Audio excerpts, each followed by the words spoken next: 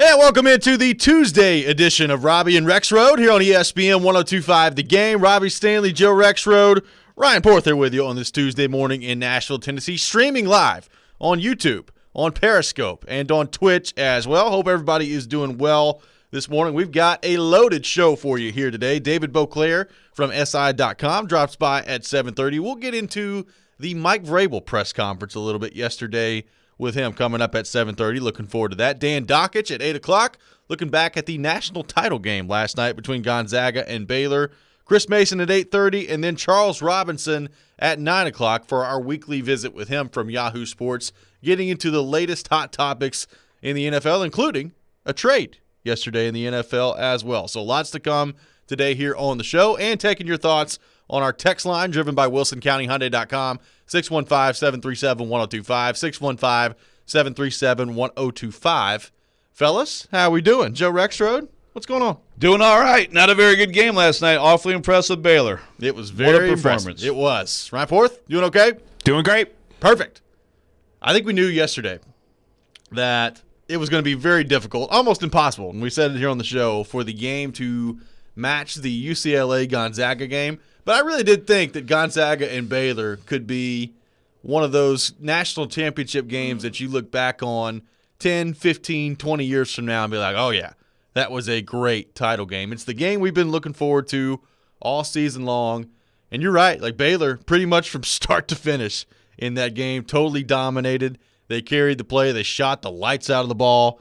They played really well. And Gonzaga, I don't know, and I saw some people tweeting about this early in the game. Did they almost look nervous to begin that game to you? I mean, Suggs gets in foul trouble a little bit early as well, which was unfortunate because I would have liked to have seen him hang in there and see what the game could have looked like had he not gotten in foul trouble. But, man, I just thought Baylor looked like the superior team from start to finish, and it was an impressive performance. Yeah, I don't know if it was nervous. I think maybe it was tired. And you know, we talked about yesterday. I mean, they play 5 guys a ton and 2 guys a little bit off the bench, and Baylor's much deeper. So I think that's part of it. Bo Borowski, one of the worst refs in college basketball, officiated that game. So there's a great glimpse of how bad college basketball officiating is. He never should have been within 10 miles of that game. He's the one who called both fouls on Suggs. Not saying that they weren't fouls. The charge block was close. But, he's out of the game. I don't know that makes a difference.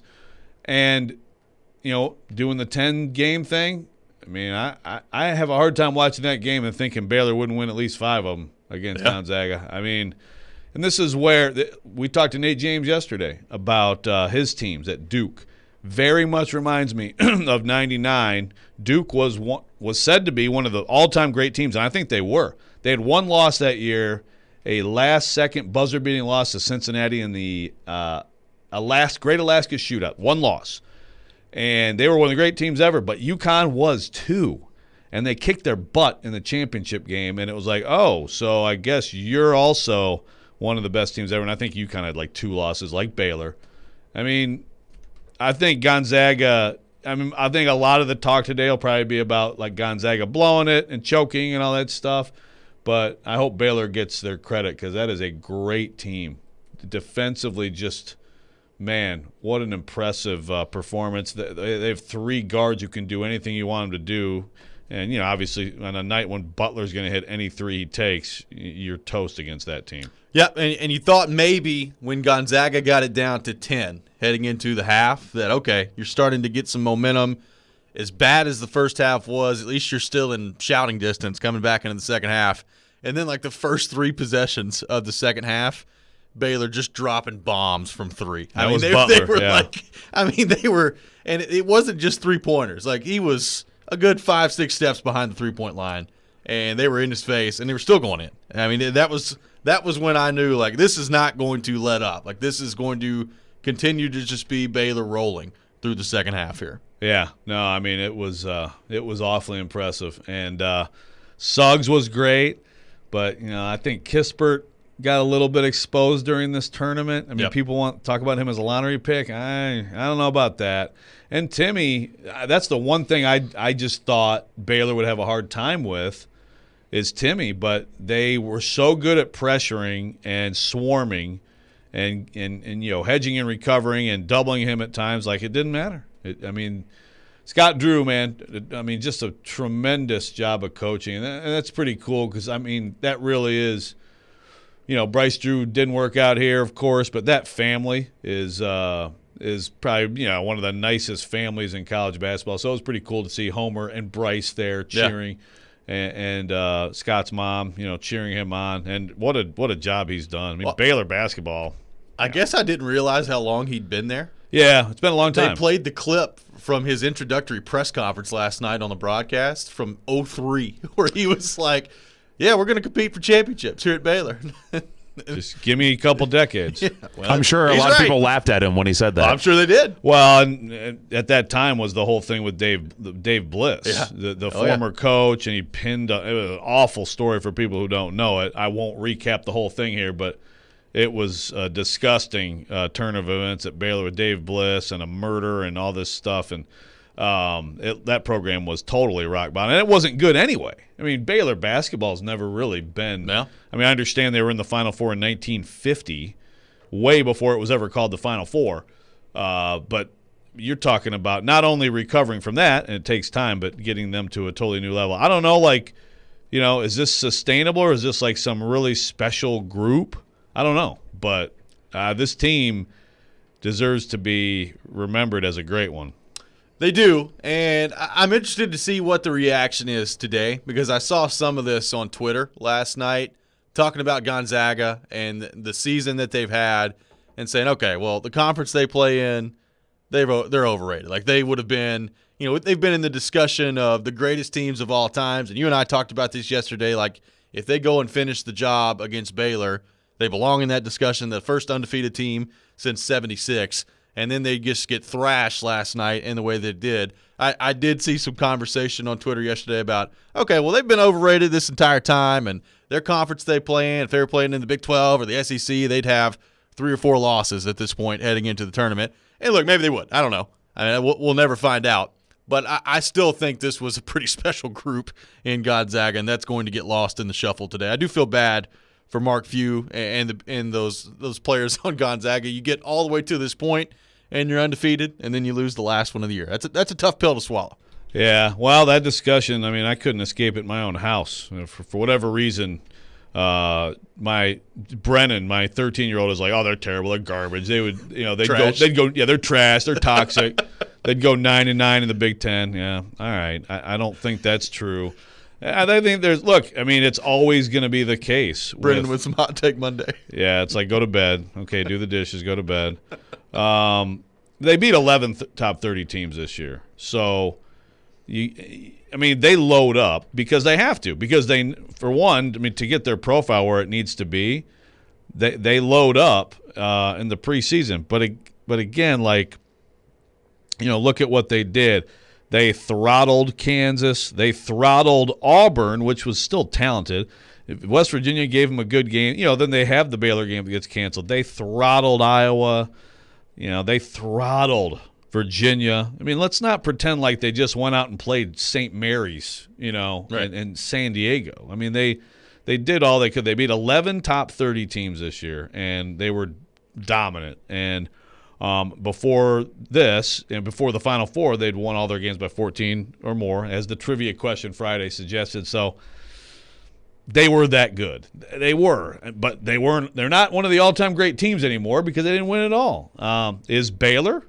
I think that's an interesting discussion now. Yeah. I'm more interested in that one than the Gonzaga would have been average in a Power 5 conference.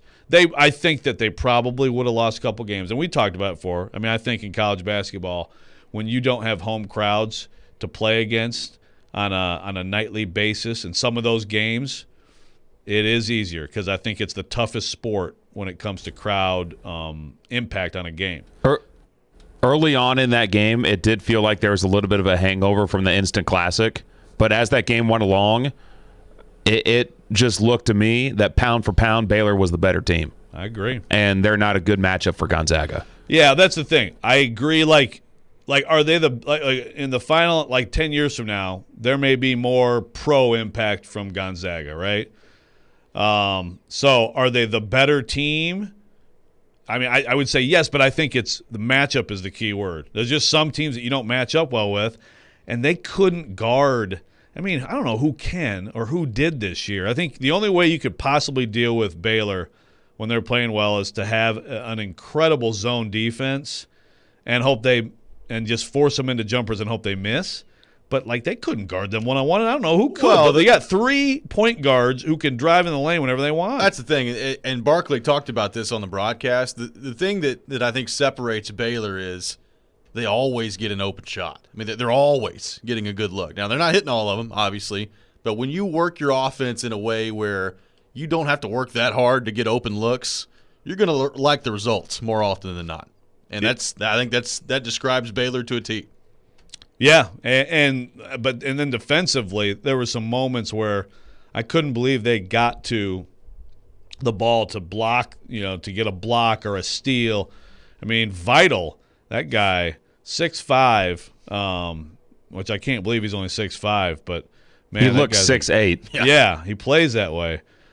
So Baylor, I mean, you got 2 losses. You go to Kansas and lose. And maybe it's not quite the same, but Kansas had decent-sized crowds this year. You lose that game, and then you lose to Cade Cunningham and Oklahoma State in the Big 12 tournament. And I mean, and I would agree that, like, if you put Gonzaga in a loaded lead like this night after night after night, they probably stumble a time or two. Yeah. I mean, some of the greatest teams of all time have stumbled a time or two. So Baylor deserves that kind of consideration, I think. Well, everyone talks about the Baylor guard play, and it's great, but their bigs are hard to handle. So when you have that combo, you can see why they ended up winning the national championship. I mean, I still can't take Matthew Mayer seriously because of the mullet, but he looks like Morgan Wallen out there. He does. Like, legitimately. Yes. If Morgan Wallen was about a foot taller, yeah, he does. and not as By the way, intoxicated all the time. Not that this had any impact on the game whatsoever, but Matthew Mayer last night involved with a block charge. These officials have no clue what a charge is or what a block is. It's unbelievable in college basketball. I don't remember that. It was late. It had no impact on the game. Yeah. But, I mean, it was a clear block. And they're like, charge. All right, go the other way. And I was like, what are y'all looking at? I feel like basketball refs. I feel like he threw his shoulder into it. I feel like basketball refs take so much pride in calling a charge. They do. Get to be animated. College, yeah. It's like Leslie Nielsen and Naked Gun at the home plate. But college basketball refs just go for flops way too much. I think NBA refs have a pretty decent balance. I'm pretty good feel for, like, people who are flopping. College basketball refs are suckers for flops. So let me ask you this. Suckers. I remember back in the mid-2000s to late 2000s, UConn was the preeminent program in college basketball, both men's and women's. Is Baylor now the preeminent college basketball program? Your women's team is really good every year. Now your men's team is putting together teams like this and winning the national title. Is Baylor the face of college basketball as a whole? Well, that's a good point. I mean, Kim Mulkey has had that program, elite for a long time. So now you got, what would be a better combo of men's and women's program? I mean, Arizona just got to the title game. They're down a little bit in men's, but they're, that's if they're going to be there with Adia Barnes now, that would be I would say so. I would say, unless we're forgetting someone here. I mean, UConn's not very good in men's anymore. Nope. They've had their struggles. South Carolina's certainly not good in men's. Yeah, they had that one trip to the Final Four. They did. You're right. They have not capitalized on that trip to the Final Four. So Baylor, basketball central. They put up the list. I believe it was on the broadcast last night of the programs around the country that have won basketball titles in both men's and women's. Yeah. And I was surprised about how short that list was. Oh yeah. So you got UConn. Now you have Baylor. What else? I mean, there were like only 5 or 6 schools. Yeah. I would have guessed over time that it would have been more than just 5 or 6. Yeah. I know Michigan State got very close. One year they were in the Final Four in both, but guess who beat them after I covered the one time I ever talked to Pat Summitt? Really? Yeah. They lost to Michigan State in the semifinals, and it was a crazy comeback, and she handled it incredibly well, by the way. And then the next night, they lost to Baylor. Kim Mulkey's first national championship, 2005. I got a story for everything. Yes, you do. 2005. But That's what happens when you're old. Yeah, exactly. I'm trying to think now what would be any other programs that have titles in both. I'm going to have to Google We'll it. have to find that out during the break. When we come back, we will find out an answer to that question and also get into the Tennessee Titans as well. Mike Vrabel, lots of discussion yesterday at his press conference. That's going to be a big theme of our show today and the way we react. We'll do that next. Introduce our poll question of the day as well. All that coming up. This is Robby and Rexrode here on ESPN 102.5 The Game.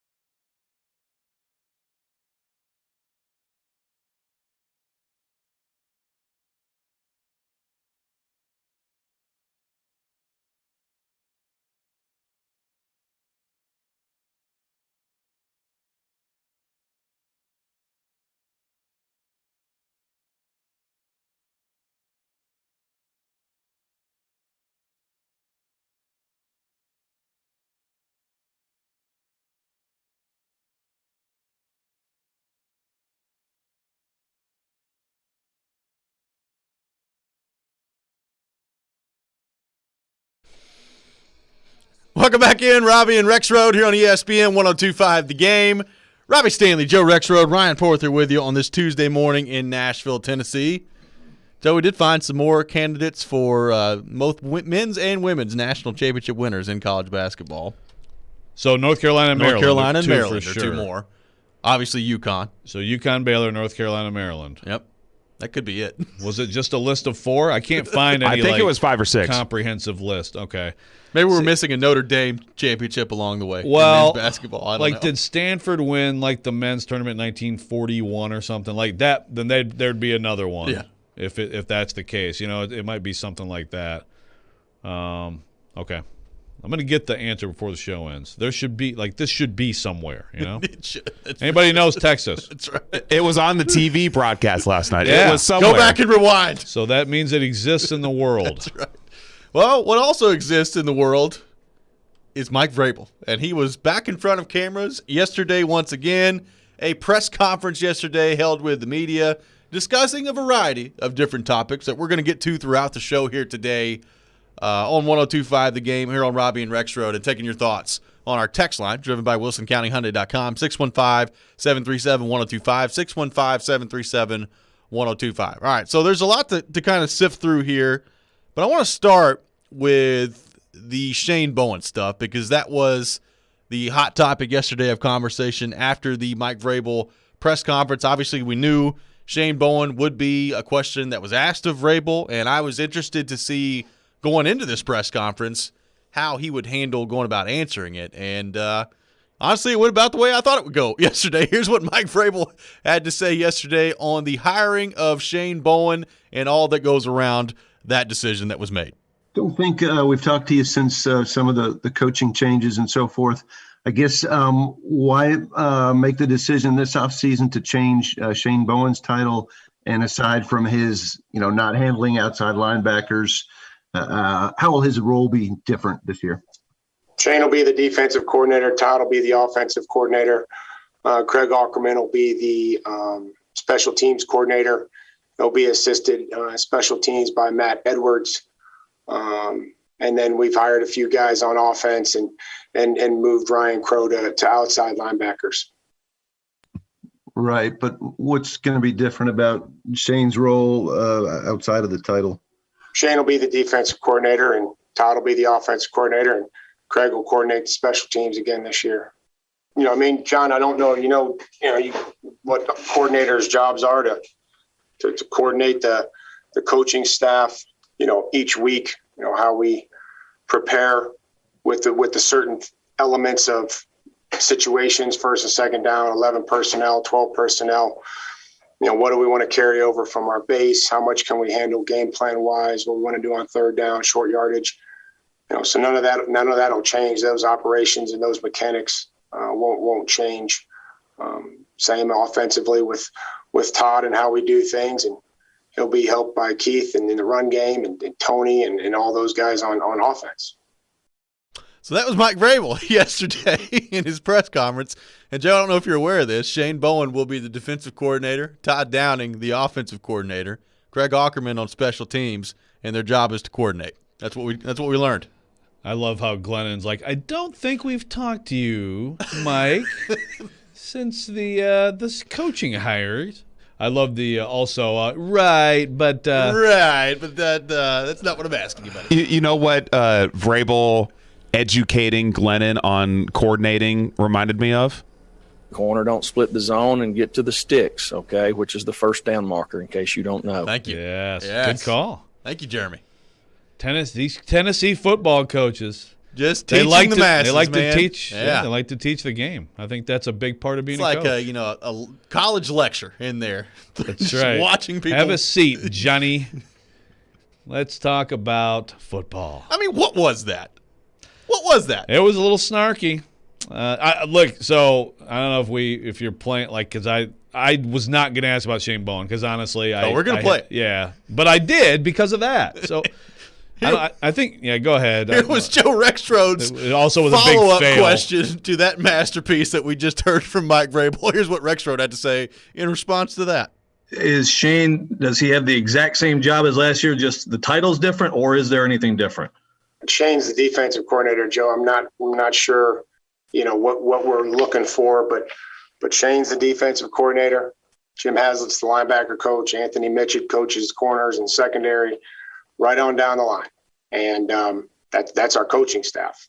So obviously, outside linebackers off the plate. I guess really the fundamental question is anything on the plate that wasn't on the plate. Hopefully helping us win more football games. I mean, I'm not really sure. I think that we're all, as coaches, we're all trying to do whatever the team needs for us each and every day to help us win.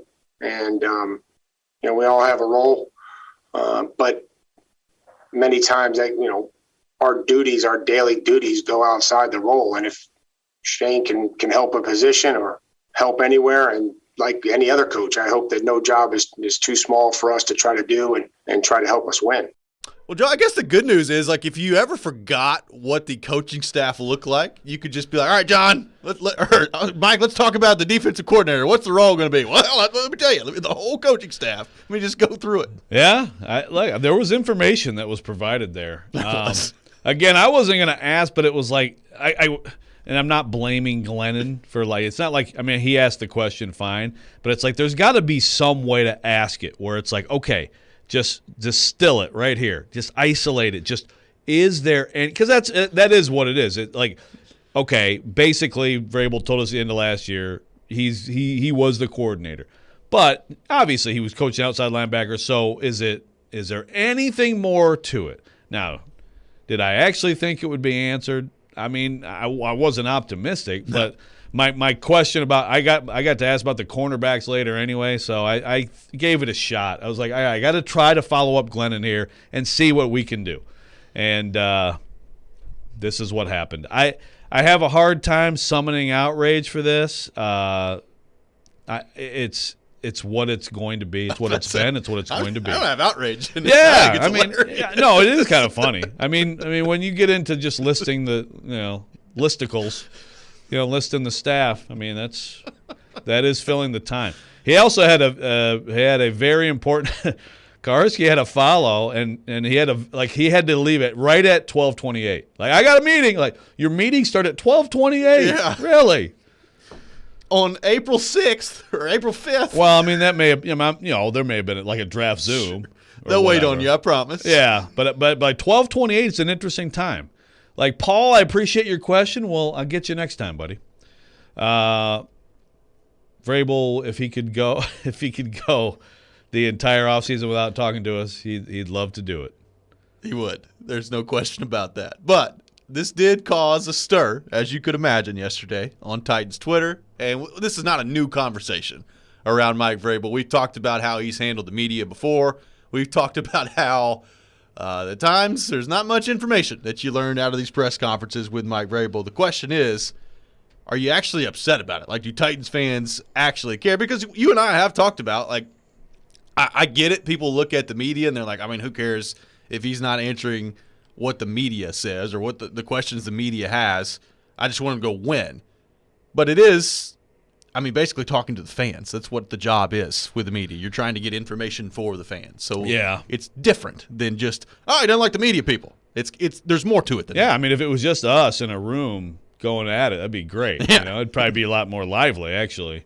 But but that's the thing. Some fans don't look at it that way. So you put up the poll question, which is at 1025 The Game on Twitter, which says, Titans fans, after another press conference of dodging questions regarding Shane Bowen, do you care how Mike Vrabel typically speaks to the media? Yes, you want more context and more information, or no, just want to win, and the early returns are about what you would expect. 78% say no, just win. 22% say, yep, I'd like to see a little bit more context, a little bit more info. And clearly, that's what Vrabel believes. I mean, so Cowtown John 58, ROFLMAO, for anybody who knows that, hashtag fake news takes it on the chin. And then he's like, ESPN salty tears. Okay, I mean, we're not crying. And again, I'm not surprised by any of this. And I don't know what answer Vrabel would have given that would have been like amazing. Yeah. I mean, Jared tried later to just ask the general question of, like, why were you confident? And he's been asked that before. And Again, he didn't really answer. So there's not like any answer that he's going to give. He's not going to give this detail. Well, look, his game plans last year were 78% effective. We went through everything and the numbers, and it was more on the players than the coaches, and we just have to tidy up a few things on third down. And he did this well, and he didn't do this well. He's never going to give you that stuff anyway. But I do think fans. Yeah, some lose sight of the fact that, again, like, this is like information. Like, we're working for you. Like, I'm not like, honestly, I'm not like asking Titans questions. So I'm like, I really need to know about the Titans. It's my job, and you are who we work for. So if you don't care, honestly, if Vrabel was coming off a great season and like a run like the year before, I think there'd be even more like, who cares? Screw you guys. Shut up, media. Yeah. Now, if you start losing, like when things went bad last year, I heard more from fans like, "You better answer those questions from the media." That's right. You know, I mean, it's like a seesaw. It is a seesaw. We'll continue this discussion when we come back, taking your thoughts as well. What do you think of Mike Vrabel and the way he handles the media? Do you care? Let us know on our text line, driven by WilsonCountyHyundai.com, 615-737-1025, 615-737-1025. We'll do that when we come back. But right now, I got to tell you about my friends at FanDuel Sportsbook. And one of the best things about golf is a gimme. It's a sure thing. So if you want to start betting on golf, FanDuel Sportsbook has a gimme just for you. New users can get 20-1 odds on Dustin Johnson, Rory McIlroy, or Jordan Spieth just to make the cut at the Masters. That's right. Take your pick. You'll get 20-1 odds on 3 of the world's best golfers just to make the cut. Dustin Johnson has been very successful at that tournament as of late. That's what you can do if you get on the FanDuel Sportsbook. 20-1 odds as a new user, which means you can win $100 on a $5 bet. There's not much more of a gimme than that. And so when you win, FanDuel will pay you your winnings in as little as 24 hours. The world's best golfers tee off in Augusta April the 8th through the 11th, and there are even more ways to win with America's #1 sportsbook. Just create your account using promo code ROB to get 20-1 odds. That's promo code ROB only on FanDuel Sportsbook. You must be 21 or older and present in Tennessee. New users only. Must wager in designated offer market. $10 first deposit required. $100 max bonus. See full terms at sportsbook.fanduel.com. For problem gambling support, call 1-800-889-9789.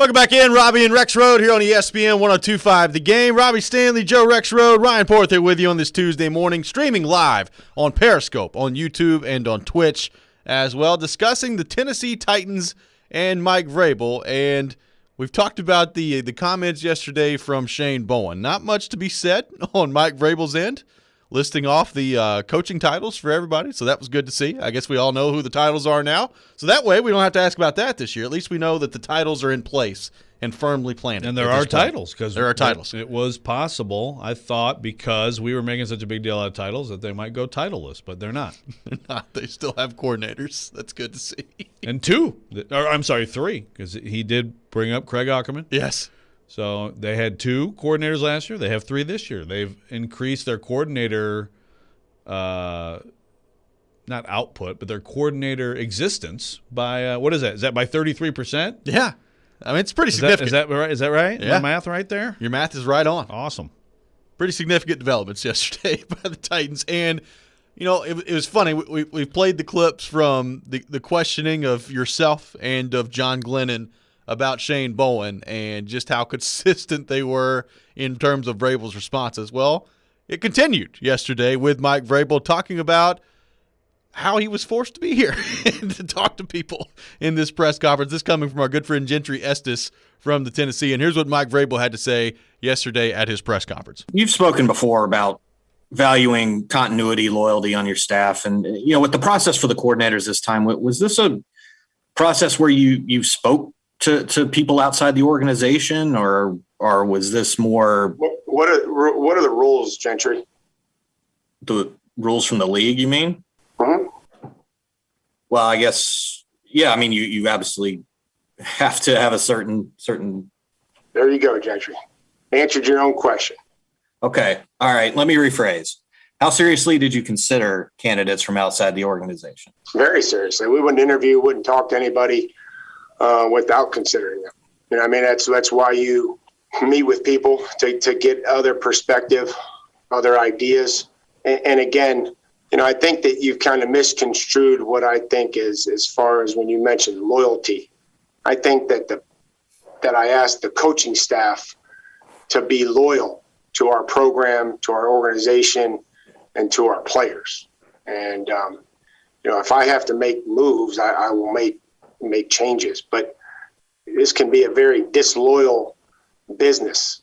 You know, guys work the phones, guys are looking for the next opportunity, and everybody wants to move up. Everybody wants a larger role. And we just ask them to do the best job and the job that they have. And, you know, I think good things will come of it. So to touch on your question, we did interview, you know, quite a few people. And this was the direction that we ultimately went in. So that was an interesting turnabout there with Mike Vrabel talking about, you know, when it comes to the process of new coordinators, obviously they've gone with Todd Downing and Shane Bowen, basically saying and confirming at the start of that, yeah, what's the NFL rule on that? We've got to interview other people. So that's what we did. And then was asked how seriously he considered the candidates. Oh, very seriously. We were right in the mix of it, considering. Right. The way I read that is, hey, if this wasn't a rule, we would have hired Shane Bowen and Todd Downing immediately, and this wouldn't have been a process. And the only reported, and the rule is the Rooney rule, so Correct. that's interviewing minority candidates. So the only reported, and again, these things come out through agents, candidates that they talked to were Terrell Austin for the D coordinator and Pep Hamilton for the OC. Now, I could be wrong on the OC. I'm trying to remember if Tony Elliott was an interview. Yeah, I don't know if he was an actual interview or not. There was some report of there yes. was a report of some kind of interest, but so it's like, well, first of all, a little bit of like shaming poor Gentry there, you know, but then it's like, so okay, we have to interview the people. Were you serious? Of course, we would never interview people if we weren't serious. Okay, I mean, look, both things could be true. You know, you acknowledge that you have to, and then still you're serious about it. But it's interesting to bring it up to like say, hey, do you not know the rules? And then flip around and say, "Oh yeah, but yeah, we were real serious." So I get the sense that, well, it's hard not to have the sense that they were pretty honed in on the internal hires all along, right? Yeah, because that's been a Vrabel thing. sure. Maybe there was a real tough decision there. I don't know. I mean, I can't get inside Vrabel's head. Don't know all the conversations. Maybe there was it's really close. Bowen or Austin, possible. Well, Doesn't seem that way. What do you think of the comments he made there about loyalty? And that was interesting. It was interesting. Talking about, this is pro sports and everybody's working the phones and they're looking to move up and have a bigger role. But he asked, to do the best job that you can do with the job that you're in here with the Titans. Like, what do you think of that? And I guess, does loyalty really exist in professional sports where you can get hired or fired or traded or all that in an instant in pro sports? Yeah, I said it's a very disloyal business. Well, I think that – look, I understand the idea of if you actually put your head down and do your job great and you're focused on that, probably helps you versus having your eye. So to me, it's almost like, are you distracted? There's disloyalty. It sounds to me like, are you distracted? Are you distracted from doing your job well because you're worried about your next job? Vrabel moved up incredibly fast, right, in the pro ranks. He leaves Ohio State, goes to Houston. A couple years later, he's a DC.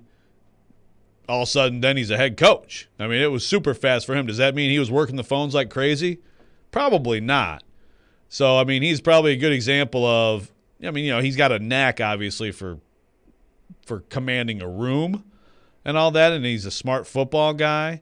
So I get it, but I also hear what you're saying. Like, is there really loyalty? This is a cutthroat business.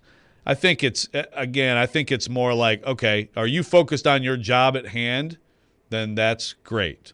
If you are more focused on elevating yourself, you're probably going to hurt your organization you work for, and you may not help yourself anyway. But I imagine there's a whole bunch of that in the NFL and all pro sports. When we come back, we'll continue the discussion on the Titans and on Mike Vrabel specifically. We've got some of your texts to get to on our text line, driven by WilsonCountyHyundai.com, 615-737-1025, 615-737-1025. We will do that next. This is Robby and Rexrode here on ESPN 1025, The Game.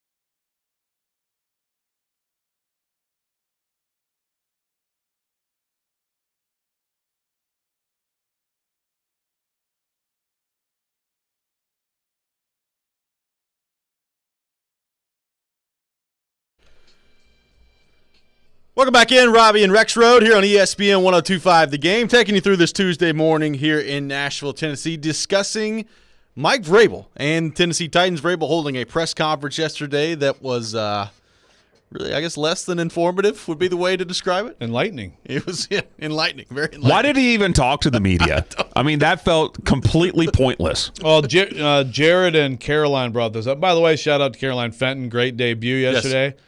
I listened to most of the show. And I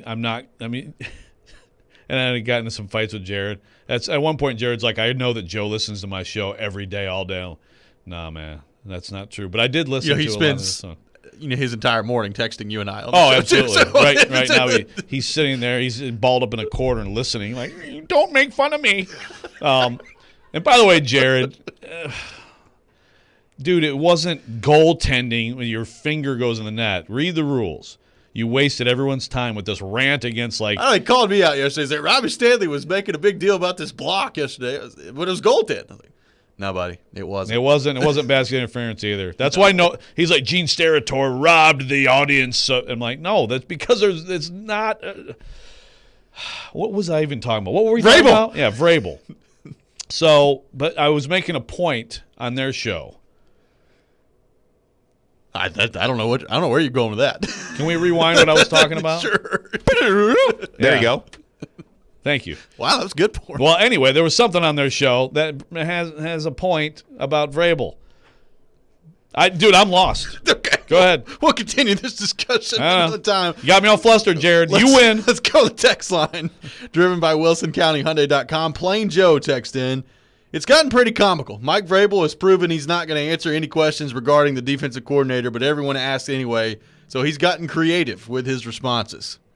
I don't know that creative would be the way I would describe those responses. I can kind of respect I'm going to list the staff for you. I kind of, It is funny. It's kind of funny. Cliff on Twitter says, in response to our poll question at 102.5 The Game on Twitter, which is, after another press conference of dodging questions regarding Shane Bowen, do you care how Mike Vrabel typically speaks to the media? Cliff says, yes. The defense that he was de facto responsible for last year was historically bad. I'm a fan, and I'm a defender of Mike.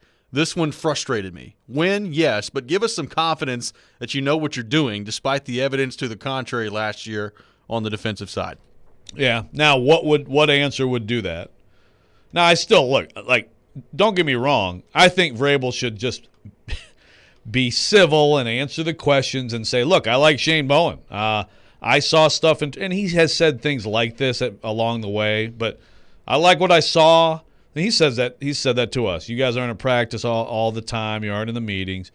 But there would be nothing wrong with this answering it that way. I like what I saw from Shane. I think he's ready for this. He got the promotion, and I'm excited. The move forward. Now, Vrabel was asked, Kaharski loves the love ball. Oh, yeah, the mantra? The love ball thing that's Kaharski had the good to great, and now he's got the love ball thing, which is a fair question. You talk about guys who love ball, and he brought up, Vic Beasley and Isaiah Wilson. Were they guys who loved ball? Yeah. And if Vrabel wouldn't answer it, he's like, I think the guys now love ball.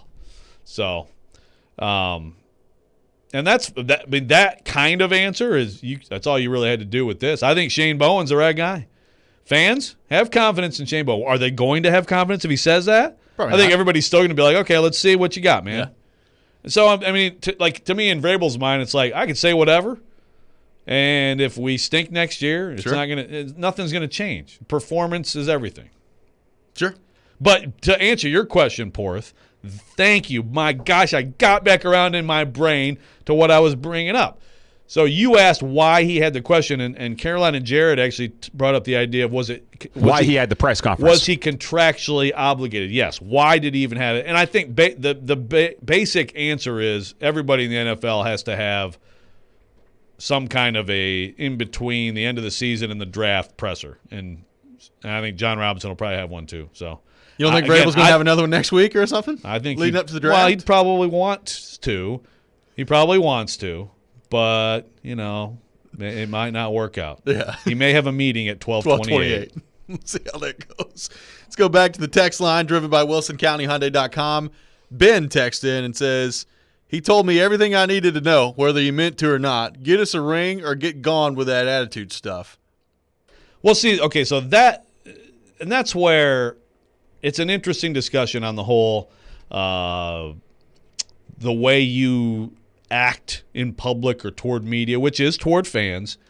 Does that earn you a little bit more leeway, I don't know that it really does. If you go 4-12 a couple years in a row, you can be the nicest guy in the world and have the most amazing press conference and hey, thank you. And in your new city where you're now a linebackers coach, I hope you also have amazing press conferences there, right? Yes. But I think that fans still, though, some do get turned off by this.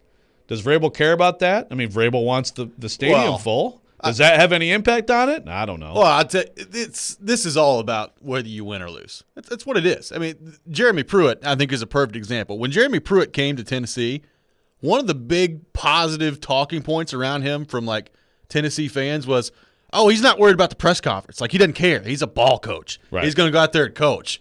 And then when they start losing, and he was, ornery this last year at press conferences, they're like, golly, that guy's a jerk. My goodness, why don't he just speak to the media a little bit better? Right. You can run it every snap or you can throw it every snap, right? It's my belief that you probably need to be able to do both. I mean, I am going to miss brilliance like that. I mean, that was incredible. But That's good I think stuff. that's a good example of when you're winning, that's all people care about. I mean, that was the big thing about Pruitt is he's a ball coach. He doesn't got time to be worried about the media. Butch Jones was way too worried about the media, and Jeremy Pruitt's not going to be worried about any of that. And then towards the end, that starts to change. I mean, if they start to lose, if you're Mike Vrabel and the Titans, people are going to care more and more about the way you handle the media. It's just the way it is. Yeah. Well, and sometimes, even with the questioning, but certainly with the reaction and the reaction of some fans, it feels like we're coming off a 6-10 season here. Yeah. They went 11-5. What if it was? What if the Titans went 6-10 last year and this was going on and Bowen and all this stuff? Would it be way nastier? I feel like at times it's gosh, it is weird that this team went 11-5. If they went 6-10 last year, I guarantee you the results of that poll question this morning would be different. Guarantee you. Yeah, I agree. Maybe not slanted towards yes, but it would be closer. Yeah, I think you're probably right. So yes, but my frustration with all this is the fans who don't understand that we aren't here to have our own little conversation with Mike Vrabel for our jollies, Believe it or not, press conferences are really not all that fun. Well, right, but also the point here is to get information and insight to people who follow the team. Right, exactly. Let's go back to the text line driven by WilsonCountyHyundai.com. Max in Kentucky texted in, was the loyalty comment a veiled shot at the current staff in Atlanta? What do you think about that? Oh, boy. That didn't cross my mind. That didn't cross my mind. I mean, Vrabel was pretty so. complimentary of Arthur Smith Yeah. when he left, and I think was supportive of that. And by all accounts, I know people are going to point to the Ravens game in the playoffs and how bad the offense was in that game and think, all right, well, was Arthur Smith looking ahead to his new job and have one foot out the door? People said it right after that. They said it right after. Didn't he have an interview with Jacksonville that night? That night. Oh, yeah. So I mean, honestly, yeah, I think overall, Arthur Smith obviously did an incredible job here. So this is not a guy who is – I mean, maybe he's an incredible multitasker, and he was all year trying to reach out and get a job. But I think he did his job. Hey, maybe that was a little, that playoff week got a little bit distracting for Arthur Smith. I hadn't thought about that. Anything's possible. We could make anything. Fake news, we can make anything true. That's if we right. want to. We could. Well, That's what media does. Make stuff up. I would think that would be kind of wrong for Mike Vrabel to do that towards Arthur Smith or Dean Pease or whomever, because he did the exact same thing coming to the Titans as a head coach. Yeah, I didn't. I mean, I didn't think it was a veiled shot. Right. Well, he didn't blow a playoff game. They were bad. Yeah, they're bad. Yes, I understand, but if you're going to become a head coach, you're going to be leaving a place that you were probably loyal to for X period of time. Sure. Yeah, look, I took it as focus on your job when you have that job. There's going to be a time and a place for interviews. But if you're spending your time trying to get out and get the next thing, that's where it frustrates your boss. That's fair. I mean, I'm sorry. Maybe I'm being too nice for Vrabel to try to explain what he's saying. And maybe I'm wrong, but that's how I took it. Let's go back to the text line driven by WilsonCountyHyundai.com. Josh texts in, let the man coach. He doesn't come to your work and tell you how to do your job. Relax and believe in the Titans. No, here we go. He doesn't come to your. He's welcome to come here. Yeah. You probably have some good critiques you pay of our me show. a few $1 million, you can critique whatever you want to critique. Yeah, I don't these care. these are public jobs. I mean, these are public jobs. So, if Vrabel was working in an office, for a healthcare company, no one would be talking to him because we wouldn't care. He's trying to get you to spend your money to watch this team. And blind belief in a head coach just doesn't fly. It's not how things work. But you know what? That's the thing, though. If he wins, that's where and that's fine. It's fair. And I just think in his mind, it's like I can do whatever I want up here at this podium, and we all know what matters. Let's go back to the text line driven by WilsonCountyHyundai.com. Grant in Clarksville text in, Mariota got his 5th-year option off of being a good guy and being likable by everyone in Nashville. So I guess underscoring the importance of what being likable can do for you. Who said that? Grant in Clarksville. You buy that? No. I mean, come on, man. Look, he got his 5th-year option because they didn't have a better option. Or at least they didn't think they did. They didn't know Ryan Tannehill was going to come in here. And then it worked out. I mean, I guess they could have not picked up the option and just rolled with Tannehill, but everybody would have thought they were crazy at that time. Now, I will agree that from a fan perspective with Mariota, there was probably more acceptance of bad play because of his personality. Correct. I'd say but that's absolutely fair. That's not the club. The club's not picking up a $21 million option because he's a nice dude. Yeah. Corey Davis, they still thought he might be a good quarterback. By the way, Mariota still could play some good quarterback in this league at some point. Yeah. You may not think it's possible, but I do.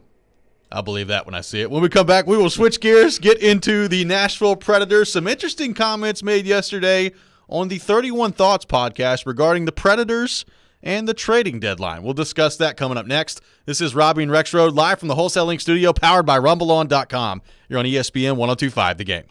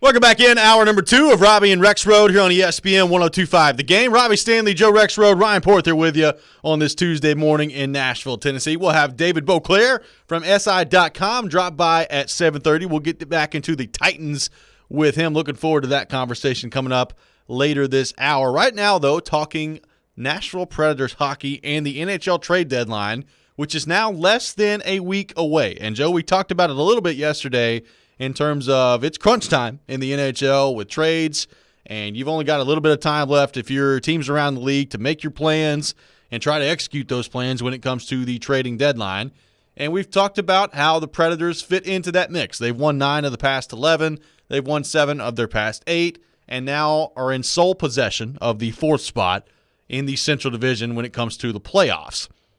So how does that affect what they do at the deadline moving forward? We've talked about Ekholm and the discussion around him. This time a month ago, Matthias Ekholm was maybe the hottest topic of conversation when it came to the trade deadline this year. Granlund as well. They've got some guys on expiring contracts, and both you and I have said that we still believe a sell to some degree is the right move for the Predators as they approach this trading deadline. But it looks like that conversation could be changing a little bit. There were some interesting comments made yesterday on the 31 Thoughts podcast with our friends Jeff Merrick and Elliot Friedman. Chris Johnston of Sportsnet also joined the show yesterday for a trade deadline special. And those three had some interesting comments when it comes to the Predators and what the activity could look like at the deadline this year. Here's what they had to say yesterday on the 31 Thoughts podcast. My perspective on Nashville is David Poile doesn't have – we talked about this last time. He doesn't have to do anything. It's not like he has 8 or 9 expiring deals and he needs to get something. He just doesn't. He's got a pair. That's it. And they're in a playoff spot. And I think he can let those players walk. You know, they both came in on 1-year deals. Granlund and Holla. Yeah. At the last second, pretty late, right before the season started. It's too bad. They were going to be our fireworks team for sellers. And now. CJ, we were talking about them as the kingmakers here on this podcast for about a month. Well, it was real. They were talking to everyone. They were in the mix on a lot. They had established pretty high prices, and now they won 8 of 10 games. And I just think it doesn't seem like there's any will now to think about selling off. So that was comments made yesterday from Chris Johnston, Elliot Friedman, and Jeff Merrick. They sounded so depressed. On the 31 Thoughts podcast. They did kind of sound sad. Like, oh, they're just so laid back. It's not going to get any big time action at the deadline. What do you think of that? I mean, Chris Johnston saying like it doesn't sound like there's really any real consideration to selling right now. My perception of talk about the Preds and what they may or may not do, you tell me if I'm right, you know better than I do. I believe that it's largely from other teams and not from Poile. I would agree. I think Poile is one of the least talking to the hockey writers, GMs out there. It sounds when like it comes to things like this, yes. When it comes to the deadline, yeah, I would agree. Like so that's it's always I think more secondhand than it is from a lot of teams. So I would still say grain of salt on that. But you talk to enough teams who have been talking about the high prices being set and all these things, and now all of a sudden kind of withdrawing. That probably means something. Does it mean that they're absolutely not going to deal anyone? They're going to stand pat? I don't know. I still say I'd still trade Granlund all day long and get something for him. And again, I just think that we just talked about Vrabel and fans and how much does that matter? What matters is winning in pro sports. Sure. But I do think that if you're David Poile and you still get something for the future for an expiring contract or 2, and especially for Granlund because I think the return would be pretty good, I think you would be pleasing a lot of fans, and you still have a team here that could get into the playoffs, is right there with a chance to do that. That's the best of both worlds to me. Now, I know people in that locker room will say, no, Granny, it needs to be here. He's a big part of what we're doing. He's a huge part of this team. I don't want him going anywhere. Why would you break this up? We're winning. And I get that perspective, but I think that would be the way to go. And I think you would have the most overall Preds fan approval by doing that. Maybe I'm wrong. Maybe people have gone the other way and are like, no, I'm all in. Buy, David, die. But I don't think so. I don't think so either. I still think the majority would like to see a sell of some kind. Now, maybe we are wrong about that, but I still get the sense from gauging it off of social media, which I know is just a very dangerous thing to do. I try not to do that with anything. But you interact in other ways with fans. Right. And I still believe that the majority would like to see them sell off some pieces because they're encouraged by what they've seen from the young players. They want the young players to get more playing time. I think it's not 100%. That's pretty close to 100%. Like Predators fans want to see the younger players continue to get playing time, even when guys start coming back, even when Duchesne's back, even when Forsberg's back. You better deal some veterans then. Yeah, I mean, and that's to me like, and I hear what the guys on the 31 Thoughts podcast are saying. Like, it is true. If you're David Poile, you look at your roster, it's not like you've got, just this insane amount of expiring contracts that you've got to deal off, and you're going to have 7 or 8 guys walking away from your team next year. It's not the situation. I get that. But you do have the expansion draft. You do have guys like Granlund that could bring back a pretty good return. Like, to me, especially when Duchesne is back, like, there's not a scenario to me that exists where you should keep both Haula and Granlund. Like, I just feel like that's redundant at some point. Like, you got to trade at least one of those guys, and I think it's without question Granlund would bring back a much higher return than Erik Haula would. So this is going to continue to be the case. I'm fascinated to see how this conversation evolves throughout this week. I'm not going to change on it. Like, I still think the right move is to sell and is to try to continue to stockpile assets for the future. If you can continue to win while you do that, that's great. I think that's the best case scenario. But when I heard them on that podcast yesterday say that maybe there's not even much traction or willingness to sell, that was concerning to me. I think that would be a mistake if you're the Predators. Jeremy Craig on Twitter says, I want to keep Granny. This could be Renee's last season. Win now mentality for me. But what does win now mean? This team is not a Stanley Cup contender. They are not going to win the Stanley Cup. So what does win now mean? Right. Like, does win now mean get put out in the second round? Yeah. Does it mean if you win a playoff series? I mean, I guess, Tampa Bay messing around right now. Maybe you wouldn't be facing Tampa Bay in the first round.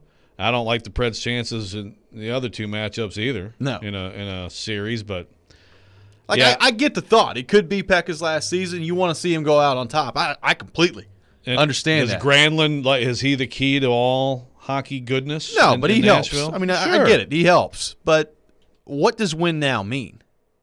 I get it. They've won 9 out of 11. They look really good right now. Your goaltender's stopping 97% of the shots. That's not going to continue. Like, you're not a Stanley Cup contender. You're just not. There's nothing wrong with that. You've got to build your way back to that point. They're not a Stanley Cup contender. This goes back to one thing that I said a week or 2 ago, which was when Duchesne's ready to come back into the lineup, that's probably the time that you trade one of those 2 guys. Well, you better get back. Well, you got 5 days. 6. Okay, 6. Yeah. But they play 4 games in that time. And it will be interesting to see how the conversation evolves as these games go along. Like, if they struggle in Detroit this week, let's say they split with the Wings and they don't look great because these injuries are mounting up, then I think there will be even more pressure from Preds fans of wanting to see Granlund and or Haula or maybe even Ekholm traded. You could have, and you could have a pivot internally quickly. I think it's probably where each game you're looking for something. Okay, is this real? Is this persisting? But I think, look, there may be right now a quiet period, a dead period, if you will, like recruiting or something. On the day of the deadline, this happens a lot. On the day of the deadline, suddenly it's like, okay, we need this. We got to get this done. This is it. Let's do it. That's why you have all the moves on the deadline day. So I'm not buying that that this is that this is over until we get to that point. And I think you're absolutely right that you lose one of these games in Detroit, and that alone could change minds. Real quick on the fan reaction to this and going off social media, like even on this poll on Vrabel, so it's going to end up being about 75-25 probably. But that 25% is probably the loudest people on Twitter. Probably. And, those people, a lot of them are dead on when they want us to ask these questions because we should. And media should be held accountable, whether so like if you're in our jobs, you have to be fine being hated because that's inevitable at some point. Like it would be absolutely ridiculous if these questions weren't asked of Mike Vrabel or of David Poyle and John Hines when things are going poorly or whatever the case may be. Sure. So some fans may not like it, but the ones who are demanding of that, I think, are absolutely right. We'll continue the discussion on the Predators when we come back. Get to some of your thoughts as well on our text line, driven by WilsonCountyHyundai.com, 615-737-1025, 615-737-1025. We will do that next. This is Robby and Rexrode here on 102.5 The Game.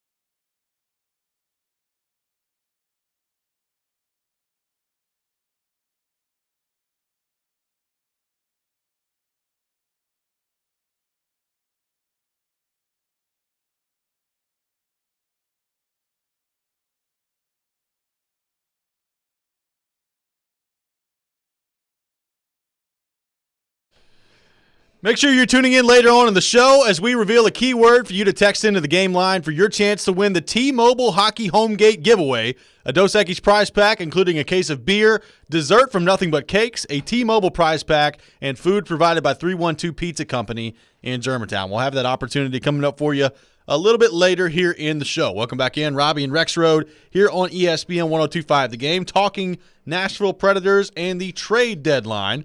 Joe, let's go to our text line, driven by WilsonCountyHyundai.com, which will also take all of your text on our text line, 615-737-1025, 615-737-1025. Our friend, the Ultimate Predator, texts in and says, I think we know this isn't a cup-winning team.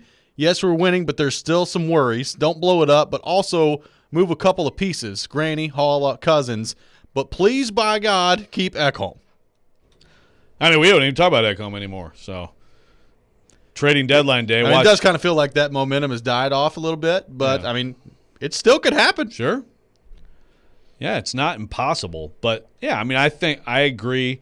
Again, we introduced the soft sell, not the 80s Britpop band, but the soft sell idea of the Preds, and it seems to be the most popular course of action. Although Jeremy Craig responds, he doesn't think they're Stanley Cup competitor, but he wants to reach the playoffs, quote, so that we have a 1% or 0.005% chance of getting Pekka a ring.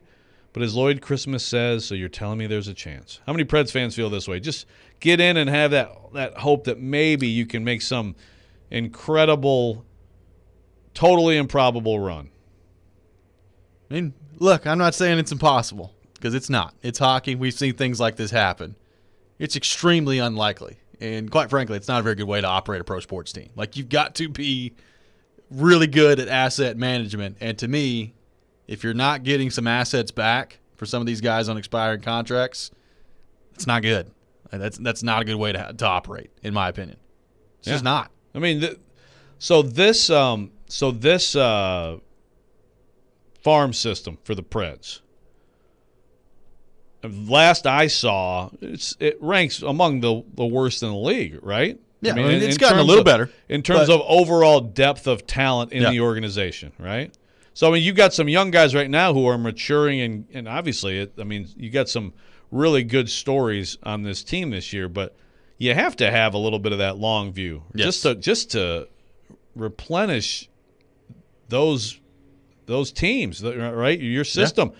You know, you did sell a lot off at various points as you were going for it. Right. Let's go back to the text line, driven by WilsonCountyHyundai.com. Keith texted in, so every team not named Tampa Bay, Carolina, or Florida should be sellers? It's not what I'm saying. No, you have to be realistic about your team. If you are counting on a goaltending percentage of 97%, carrying you through the playoffs and getting you to a Stanley Cup final, good luck with that. Let me know how that works out. Who said that? Keith. Keith, you got to look at the big picture trajectory. You know, some of these other teams have gone through the rebuild situation and are coming back up. Chicago, I think, wouldn't they count as a team that the Colorado Avalanche are 13-0-2 in their last 15 games. Yeah, they've been all right. Yeah, we're pretty good. Talking about the Preds division. This is not just the division. This is the entire picture. But even in the division, like, I don't know if I guess that's how I kind of took it. Like, everybody in the Central should be selling. I mean, I think everybody should consider if you aren't going for it, there's three things you can do, right? So if you're not in a position like, okay, we're close. We are right there. We need one piece. We might be able to make a run. Then you should consider selling. Yeah. That's how you get more young prospects and picks in your organization. And you get rid of an expiring contract that was going to move on anyway. Yeah, look, I get wanting to make a run in the playoffs. I'm not saying that that's impossible. I'm not saying that you shouldn't try to do that. By the way, you could still sell and try to do that. Like, right. You feel good about Dallas right now, or Chicago, or Columbus? I don't. You still got a pretty good chance to end up in this fourth spot, even if you decide to sell. Because if your goaltending continues to play this way for the next little bit, I don't care who you got in your lineup. You're going to have a chance to win every night. I mean, that's how good the goaltending has been as of late. So you can still do both. But this pointing to St. Louis from a couple of years ago, or pointing to L.A., not all quote-unquote 8 seeds, or in this instance a 4 seed in the Central, they're not all created equal. Like there are different components to this. St. Louis was a pretty good team. They finally got a goalie that could stop a puck. Jake Allen that year couldn't stop a puck. And then Jordan Bennington comes in and starts making some saves. And voila, they're pretty good. I mean, the underlying numbers all year long for that Blues team, even though they were bad, the numbers were good. They were good. L.A. was hurt. Jonathan Quick was good. I mean, not every 8 seed is created equal. Like, think to that 2017 team for the Predators. I mean, you brought P.K. Subban in. The whole point of that trade was to take the next step and become a contender in the Western Conference. The regular season didn't go the way you wanted it to. They underperformed at times. They were hurt. And then they figured it out at the right time of the season. They're a pretty good team. Like, this to me is not that. Not all of these situations are in a vacuum, as much as you want to believe they are. So if Poyle does nothing and there's no sell at all, does that mean that he believes that? Does that mean that he thinks this team could go on some majestic run? Well, I don't know. I mean, it's interesting because what does the market look like? Like, if your best offer – or he just got bad offers. Yeah, like, is your best offer for Granlund a third-round pick? I don't know if it's worth it at that point. Maybe you just let it ride at that point. Like, to me, I think Granlund could get at least a second-rounder, but maybe he can't. I don't know. I'd be surprised if he couldn't. I'd be very surprised, but it depends on what the market is. This is not going to be, I think, a very active deadline. Yeah, the more that the closer that we get to the deadline, the more it seems like it's going to be a dudline and not a deadline. Oh, wow! Did you make that up? I've had that in my back pocket for years. Okay, and you've never used it until now? I've used it many times. Okay, all right. Dudline. I always called the NFL trade deadline the dudline because there was never activity until recently. Never even used to know when it was. Let's go back to the text line driven by WilsonCountyHyundai.com. Got a texter that says, if we continue to get the goaltending we are now, we could steal a series. It's tough, however, to see what this team really is with all the injuries. I agree. If you continue to get the goaltending you're getting right now, you can beat Tampa Bay. You can beat Carolina. You can beat anybody. Well, Saros will be a Hall of Famer in 10 years. I mean, you're talking about a 97% save percentage. Yeah. I mean, you can do a lot of things with that. How much of that, of the injuries could play into Poyle's thinking, too? Of they're playing this well without players that are proven over the years, like Ellis and now Forsberg and Duchesne. Yeah.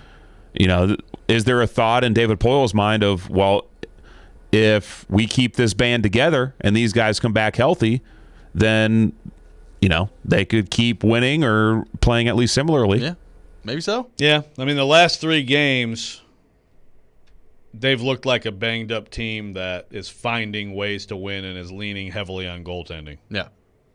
If it works, it works, but is that sustainable? Now, I hear what you're saying. You bring guys back. Maybe it is.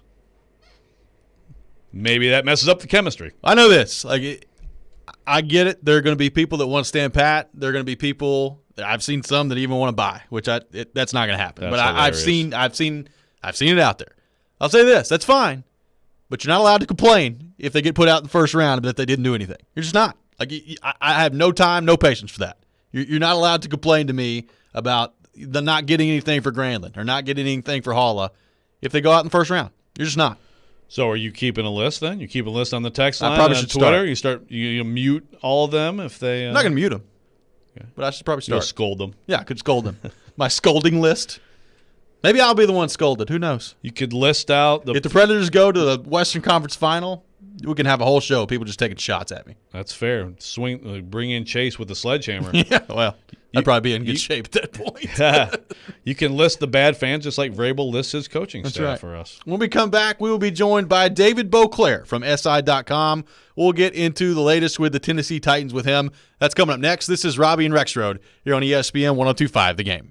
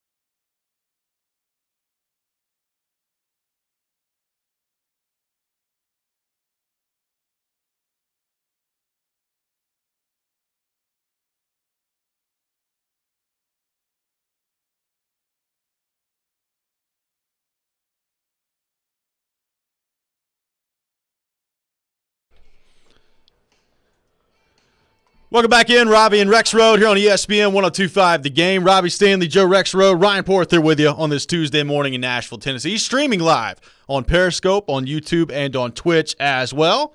And we are very pleased to go to our 102.5 The Game phone line, driven by WilsonCountyHyundai.com, and welcome in our good friend David Beauclair from SI.com. David, what's going on, brother? How are we doing?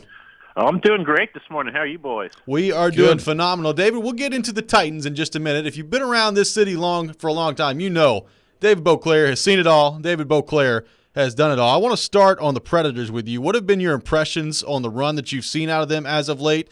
And as we sit here 1 week away from the deadline, how do you think the Predators should go about handling this situation where they found themselves back in a playoff spot, but still some intriguing options out there in terms of if they wanted to sell at the deadline? Yeah, I think, as I've watched them, it makes me think that, what I've thought kind of all along is that David Poile held on too tightly to the idea that this was a Stanley Cup contending team based on what happened back in 2017 and tried to keep too much of that lineup together for too long. Trenin, for example, Yakov Trenin is a guy that I've always been impressed with. I thought he should have been in the lineup 2 years ago. And when you see what the young guys are doing, and that that's kind of what the teams that tend to make more runs at it do, is they hang on to a couple of key pieces and then churn the bottom half or the bottom 2/3 of their roster regularly. And I think I think the Predators are finally getting around to doing some of what they should have done a couple of years ago. As for the trade deadline coming up, it's a really interesting spot to be in, isn't it? I think, but when you look at it, the Predators have sort of found their place in this division. They're 17-6 against the teams behind them. They're 3-12-1 against the teams that are ahead of them. So there's really, if you think about it, given that this is a funny year, given that this is not the division you're going to be competing with going forward, it's almost like you have to say, yeah, we just don't match up with these teams ahead of us, and to think that we're going to win 2 playoff series against those teams, it seems like a tall order to me, and I still think they have to have more of a seller's mindset, even if they think they're gonna finish fourth. Yeah, totally agree, David, on that. On the Titans, how much did you enjoy Mike Vrabel?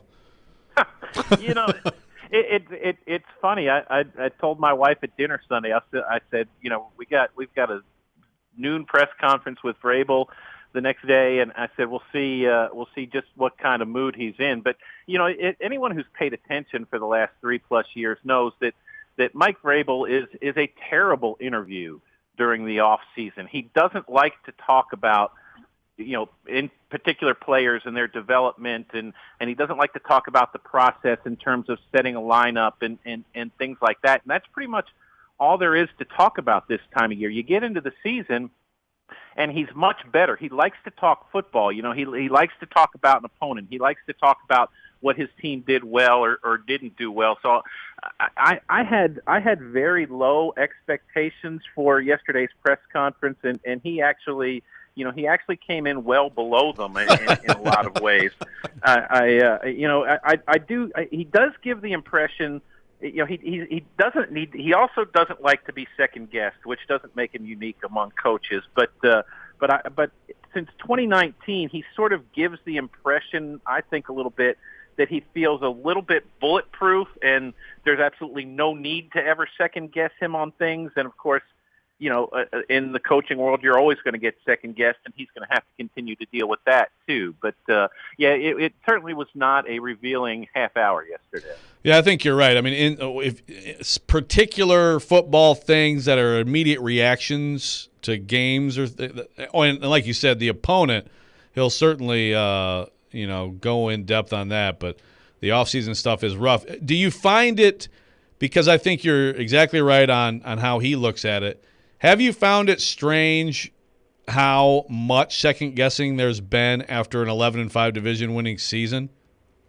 Well, no, because there were obvious issues, and particularly on the defensive side, And when there were obviously things done to address that I think he could have been more enlightening about, but again, that kind of goes into the process that he doesn't like to talk about. The real disservice I think he did himself and his organization was not addressing the Shane Bowen defensive coordinator promotion at all. I think it wouldn't have been too much for him to say, because the question that was asked a couple different ways, and I think, Joe, you even weighed in on it at one point, is what is Shane going to be, what if anything is Shane going to be doing differently now that he has the title that he didn't have last year? And it would have been very easy for him to say, I told you guys at the end of the season, Shane Bowen, performed effectively as the defensive coordinator throughout the season. So he's going to be doing all the same things he did last year, which are the same things any defensive coordinator would do. He just has the title now. And that would have been, it wouldn't have been the greatest answer, but it certainly would have been a lot better than what he did. But with his antics yesterday, he almost creates the impression that he's trying to hide something, and he's going to have to. The thing that a lot of coaches don't realize too is their owners read the news and listen to the news and watch the news and whatnot, and they sort of can get the same impression from these things, and if Amy Adams Strunk, for example, has some of these questions and asks them, and he's not any more forthcoming with her, that's when coaches get in trouble. Now, indications are he has a very good relationship and a very open dialogue with her, and presumably she knows more about what went into the thinking than we do. But this is what I've seen over the years with coaches and how they get in trouble with owners. So I think he does have to be a little bit careful with some of that. I hope she knows more. So Dave Beauclair from SI.com on the line with us, driven by WilsonCountyHyundai.com. So, David, I do want to get your thoughts on Shane Bowen, because he's obviously, as you know, been a very hot topic of conversation, and I think it's clear to a certain degree, and I know salary cap had a lot to do with this as well, but I think it's pretty clear that Vrabel and Robinson feel like the problem with the defense last year was more so on the players than it was on the coordination of the defense. What do you think of Shane Bowen, and how much pressure do you think is on Vrabel because of that decision heading into this year? Well, I don't think the pressure is on Vrabel, first of all. I think that, I think the pressure is on Bowen, because, what we heard all through the season last year was, Shane is the guy who's in charge when Vrabel's not in the room. So,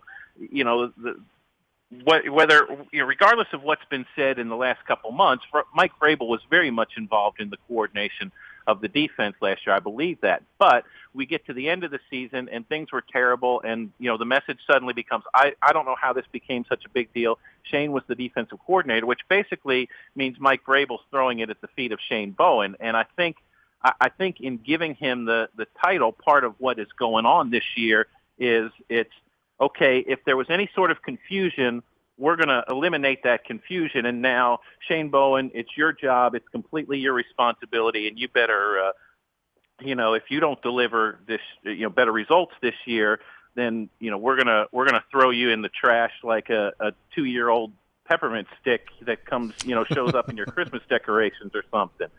And, so I think Shane Bowen's the guy who's completely under the gun. Now, regarding Shane, it's hard to say that, because the plans they made from a personnel perspective last year clearly didn't work. They brought in Jadeveon Clowney and Vic Beasley to do things in the pass rush that they couldn't or wouldn't do, whatever. But I also do believe, it's one thing to have Dean Pease's playbook. It's another thing to know how to use that playbook. And Dean Pease was the best I have ever seen in terms of, knowing exactly when to call a blitz and knowing what an opposing offense is going to do at a particular moment, and having the right sort of feel for the game. And, Shane has to develop that. And, I think the only way to do that is through experience, and maybe he never gets it. Maybe a year of experience helped him. We'll see, but I do believe certainly he is the guy completely under the gun this year with that unit. So do you think that last year Vrabel looked at it like, let's not put it all on him yet, and this is a little bit of a trial season for him? Yeah, I'm not sure. I'm not sure if it was that, if it was he wanted to do it and couldn't get people in the organization to sign off on it. So it's here. Let's let him meddle in it, and I will be the big brother and help him through it in some ways. I think it really is unclear, but it's unclear in a way that I don't think is I don't think it was good or healthy for the organization last year, and I don't think it's good or healthy for the organization in terms of the public perception of what's going on right now either. David Beauclair from SI.com has been our guest here on Robby and Rexrode. David, appreciate you taking time to join us, brother. Great stuff as always. Always a pleasure, guys. Have a good day. Absolutely. You as well. When we come back, we'll continue to react to some of what David threw out there regarding Mike Vrabel, Shane Bowen, and Tennessee Titans. All that coming up next. This is Robby and Rexrode here on ESPN 102.5 The Game.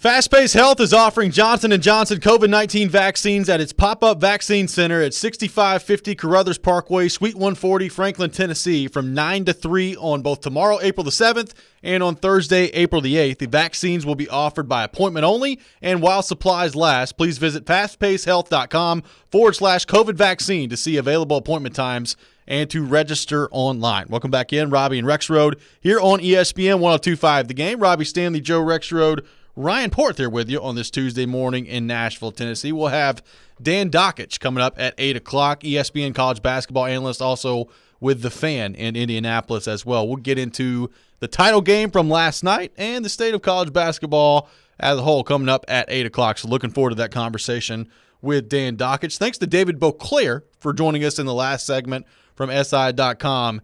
And it is interesting, like talking to him about the Shane Bowen and the Mike Vrabel saga that continues to unfold, and I guess has been reignited after Vrabel's comments yesterday at his press conference, like why they went that route to begin with, and Beauclair throwing out there that, we're not exactly sure why that took the place, but maybe it was Vrabel just wanting to have more of a hands-on approach to the defense, and it was just a kind of a trial run for Shane Bowen on that front. It's interesting to think about, going from Dean Pease. And I think he's right when you talk about, look, you can have the playbook that Dean Pease had, and you could have the same system in place, but not having Dean Pease out there himself and having the feel for the game that guy had a feel for, it's a big drop-off. I think we all knew that. We talked about that 100 times during the season last year. But it is interesting to just, in retrospect, view and kind of map out how the Titans went about navigating through this without Dean Pease, not giving Shane Bowen the official title, and Vrabel's role in all of this now that he does have the title. It's kind of an interesting exercise to go back and try to review. Right. Now, Belichick, of course, has done this, so it's a Belichick move to just have someone do a job and not give him the title. Right. But it's weird. Like, to me, it's like, okay, so then don't ever do it or always do it. No. Right. Like, what are you saying when you here and there don't give someone the title?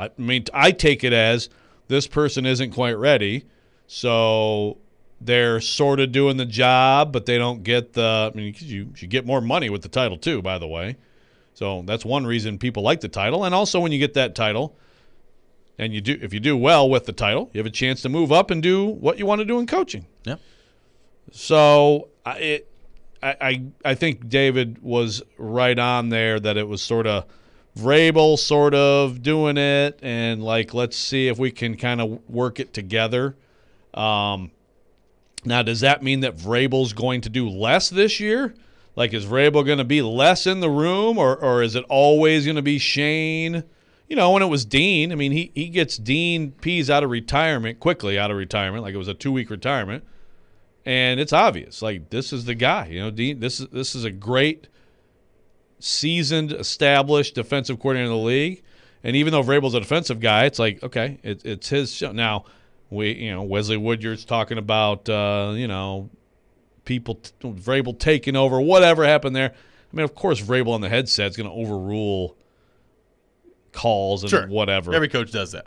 But then you go to, like you said, of course it's a drop-off. Anyone who is a young outside linebackers coach who now has to step in for Dean Pease, that is a daunting task. So I understand, the idea of, okay, maybe don't put the pressure on him, but now we come to this, and I agree with Beauclair. There is a massive amount of pressure on Shane Bowen, and he's the first guy people are going to want to blame next year if things don't go wrong. But I actually disagree that there's not pressure on Vrabel. I think there's pressure on Vrabel. Because, again, you could have gone out and you could have tried to hire a Terrell Austin or someone who's been a DC in this league.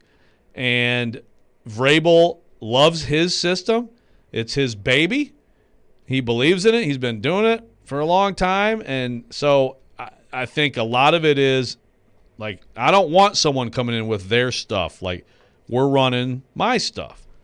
And so then if you hire internally, obviously you get that done. But I think there's pressure on both of those guys if the defense doesn't take a big step up. And John Robinson has done a lot to try to help the personnel, and I think we're going to see a lot more of that 3 weeks from Thursday. Let's revisit our poll question of the day at 1025 The Game on Twitter. Titans fans, after another press conference of dodging questions regarding Shane Bowen, do you care how Mike Vrabel typically speaks to the media? 72% say no, just win, baby.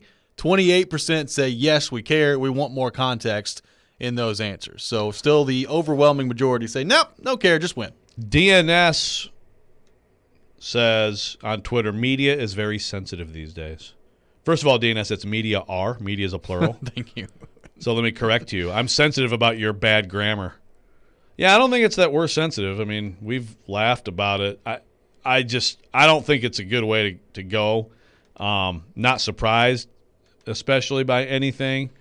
But I think a little bit more of an explanation. Hey, I'd love the full nitty-gritty explanation. And you know you're not going to get that. No coach is going to get into the weeds on a personnel decision. No. But just your general like press release quote would have been fine. But instead it's you're idiots. Reading a depth chart. Let me list the depth chart. Yeah.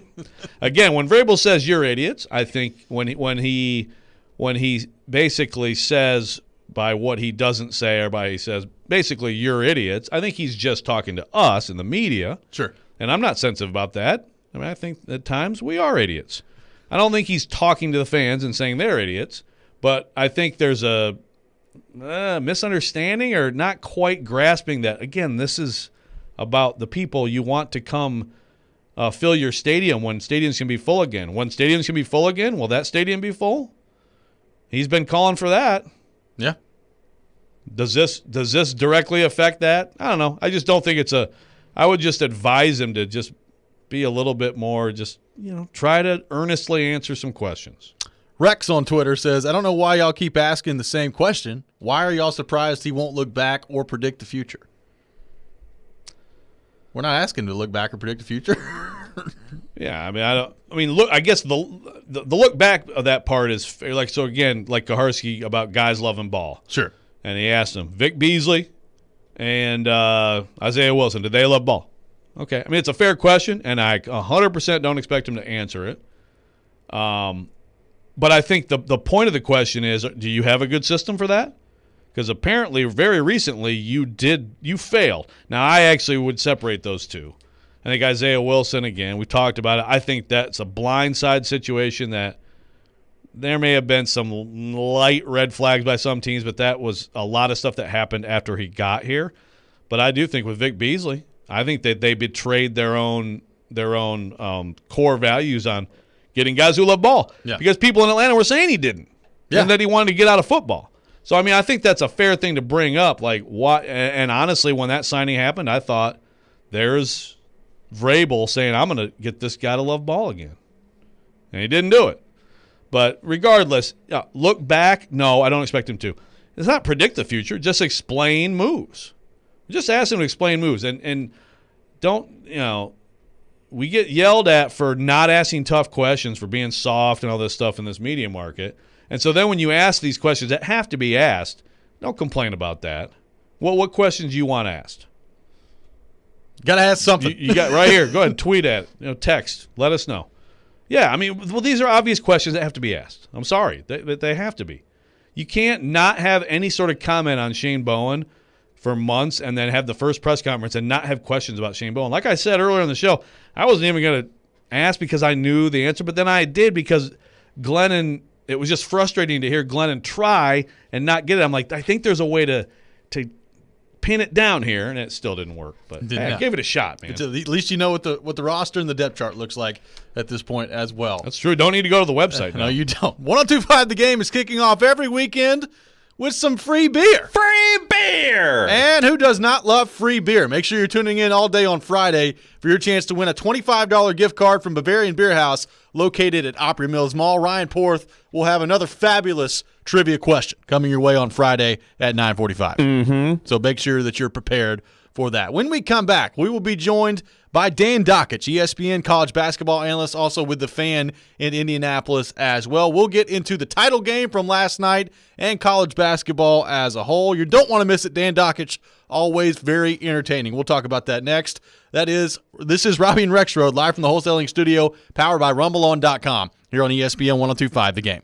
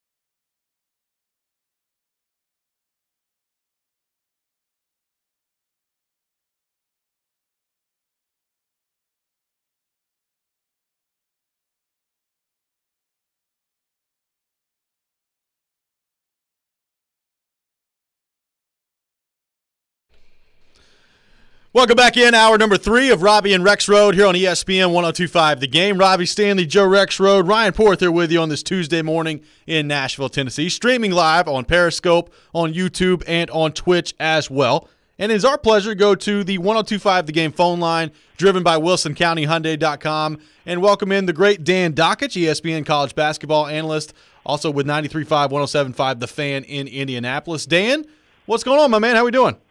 Oh man, we're doing great. What a 3 weeks in Indianapolis, and if I sound a little rough, I was at the game and didn't get home till late last night. I mean, the games go long, and I'm old. So forgive me if I got a voice on today. Oh, you sound great. Slippery noodle after? No. Straight home, big boy. My wife, myself, it was like midnight or whatever. We watched the celebration because I like a good celebration. And then a long walk to the car and a drive, and next thing you know, my big fat you-know-what, I'm not used to 2 in the morning anymore. I used to be, I'm not going to lie, but not anymore. That's right. I think we're all with you on that front. So, Dan, we'll get to the game last night specifically here in just a minute, but just want to get your thoughts on the tournament as a whole. We all know the circumstances this year with COVID and it being a much different look. What did you think of the tournament as a whole? Yeah, I'm glad you asked because so much went into having the tournament. You know, in talking to Dan Gavin and people around Indy, you had 3 different, very different actually, health organizations that dictated what was going to be played. You had Tippecanoe up in Lafayette, which is where they played the games at Mackey, to start the tournament. You had Monroe County Health down in Bloomington, where, some of the first 4 games were played. And then you had Marion County. And I got to tell you, I'm really proud of our state. Our state, it's not just Indy. Our state came together, man, and pulled this thing off. And I also got to say, and I know everybody whines and bitches and moans about the NCAA and the leadership of Mark Emmert. Let me tell you something. The NCAA pulled this off amazingly. The players loved it. The fans, although not as many as would normally be, they came downtown and enjoyed it. And I know the NCAA is the easiest thing in the world to, they're the big bad wolf and all that kind of stuff. But we got a football championship in, which I get is outside of the NCAA supposedly, and we got a basketball championship in. And more important than any of it, everybody was safe. And I also got to tell you, in talking to numerous coaches, numerous players, and numerous parents, kids had a blast, man. I'm telling you, I know it was a bubble, I know it was tough, but you got to pitch in for the players and the job that they did. It was absolutely fantastic. The board, it really was. So, Dan, how surprised were you by this outcome last night? Do you have any different thoughts on either team after watching them play one time? All right, I'm going to do what I do well, which is brag on myself, okay? I did a number of shows yesterday, and people said, who you like? And I said, I like Baylor. And they said, why? And here was my answer, Joe. I said, well, I watched Baylor play, and then I watched Gonzaga play right after. And I just thought Baylor was a better team. Like, that sounds simple, right? You're supposed to break it down deeper than that. You're supposed to be a genius.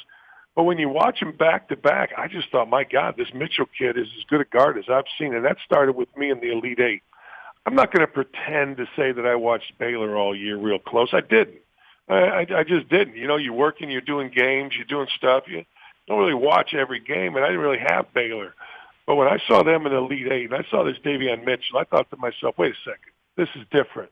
And I also got to tell you, being at the game last night, in the first 5 minutes, you could tell that this wasn't going to be Gonzaga's night.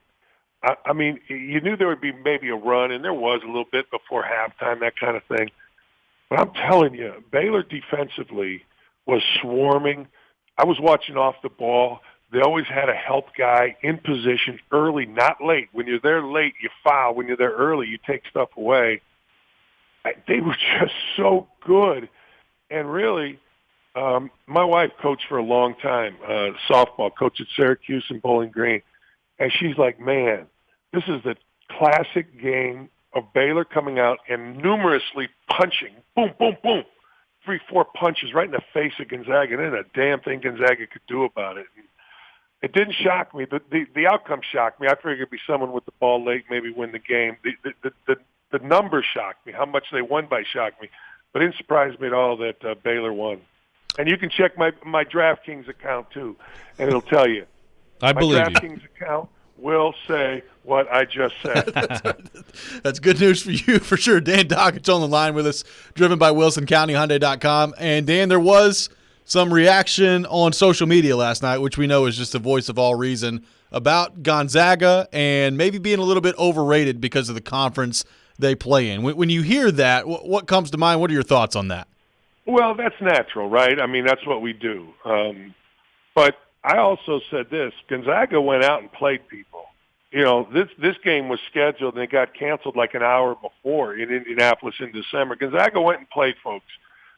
So say whatever you'd like, and that's always going to be a thing with Gonzaga. Make no mistake, that until they win it all, that is always going to be a thing. It's always going to be, well, you know, they play in the West Coast Conference. What if they had to go through the grind of the Big Ten? Okay.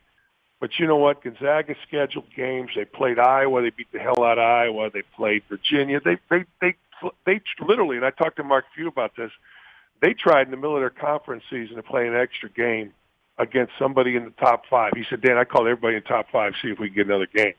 So yeah, I get that. I do, of course. But that's a legit basketball team that ran into a team that played harder and better than they had played all year. You know, Baylor was really good. Had a pause, their defense slipped a little bit, and Scott Drew did a masterful job of getting it back and playing at a level that nobody else could play at. So while I get it with Gonzaga, it's always going to be there. I just think it's too easy. It's not right. Gonzaga's a hell of a program, a hell of a team. They just got beat by a better team on that night. All right, Dan, let's take it to your roots here. Indiana basketball. What do you think of the Mike Woodson hire? I see Dane Fife is leaving Michigan State, coming home now. What do you think of this hire? Where is Indiana basketball right now? It's back, baby. It's back. I said the whole time, I'm tired. All right, I'll give you a background. When they hired Archie Miller, I called Fred Glass. I said, you just made the worst possible hire. I mean, you just did. I'm sorry. You're going to make us like everyone else. And what does that mean? That means, well, there are very few great teams. There are very few total garbage teams. Everybody else is kind of in the middle, and that's where Indiana was.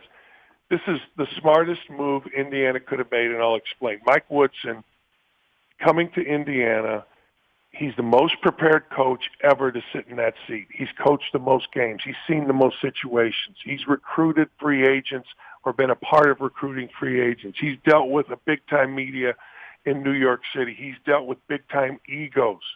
Mike Woodson is beloved in Indiana. Mike Woodson has a level of cool that very few of us can match. In fact, I don't even get on the chart of cool with Mike Woodson. He is that cool. Mike Woodson is the perfect guy to come back to Indiana. And Dane Fife is the perfect guy to be with Woody.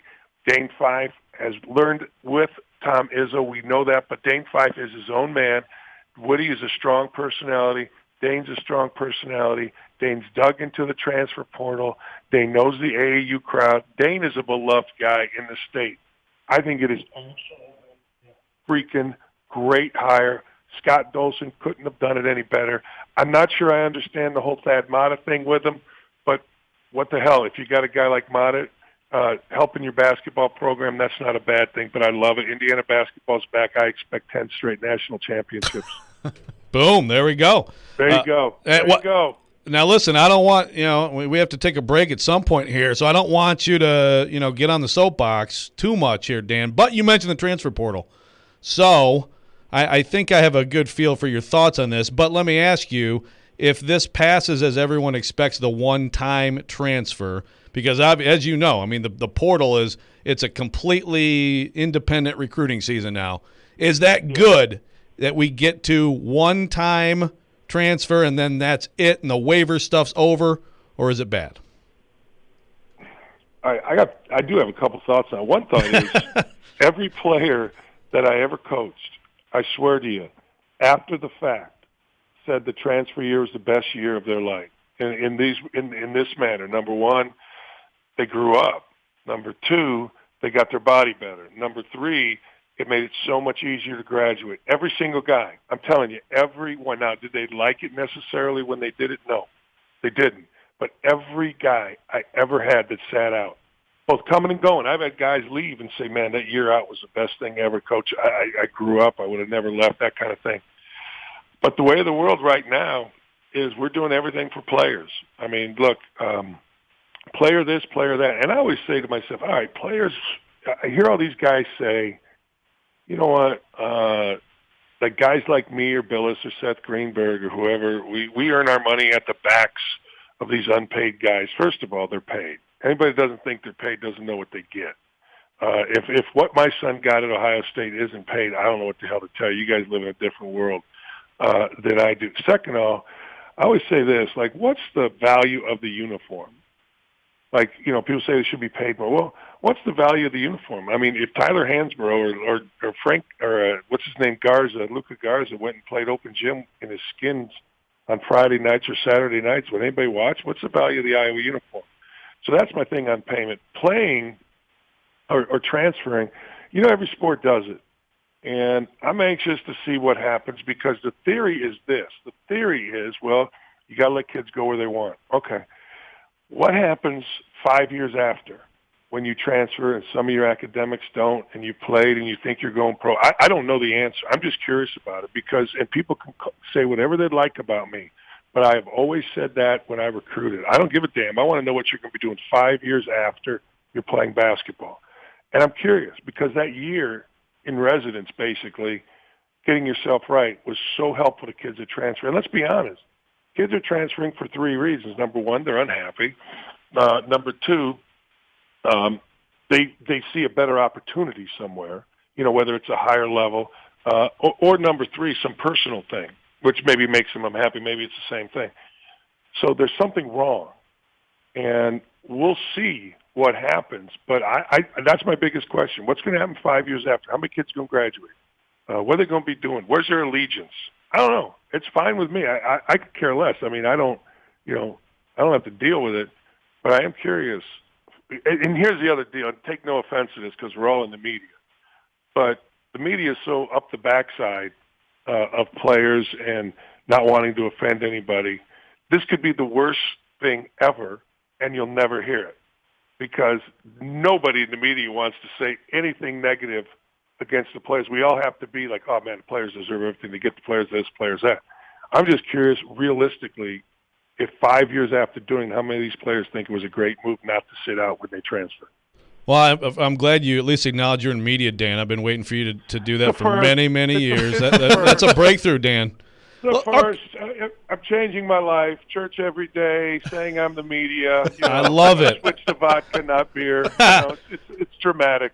All right, see, I knew this was going to happen. Okay, real quick pushback on you. I don't think you're right that it's across the board that everyone is saying, oh, everything they do is great, it's fine. I mean, I think that there's a lot of transfer decisions that, are probably rash, and there is a lot of value in sticking things out. I just think, how do you honestly say that there can't be more freedom given the salaries, given what coaches do?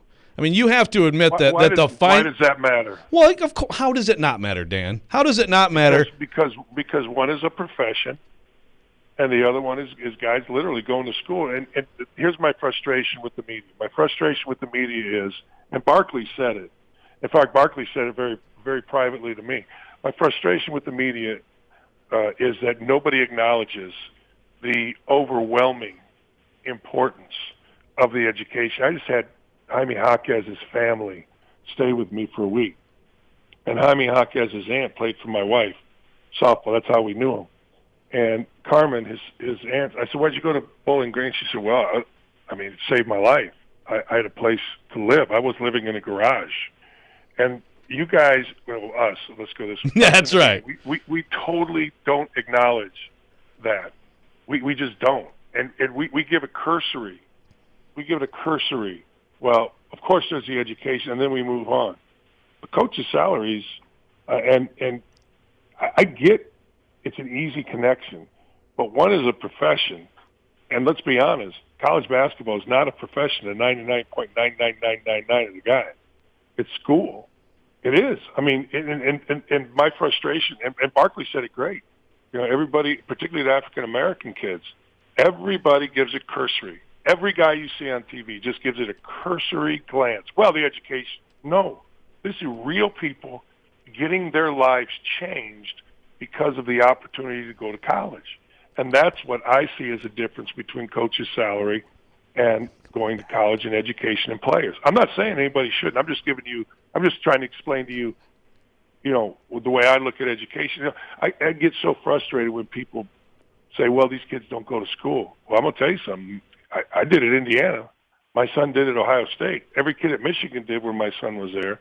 Every kid did at Bowling Green. Every coach that I know, guys went to school every single day. In fact, guys went to school after and did tests after big games. So that's my explanation of it, right or wrong. I think kids should have freedom. I'm not saying it's not. I'm just explaining, what you said to me. I don't have no problem with kids transferring. They do it in softball. They do it wherever.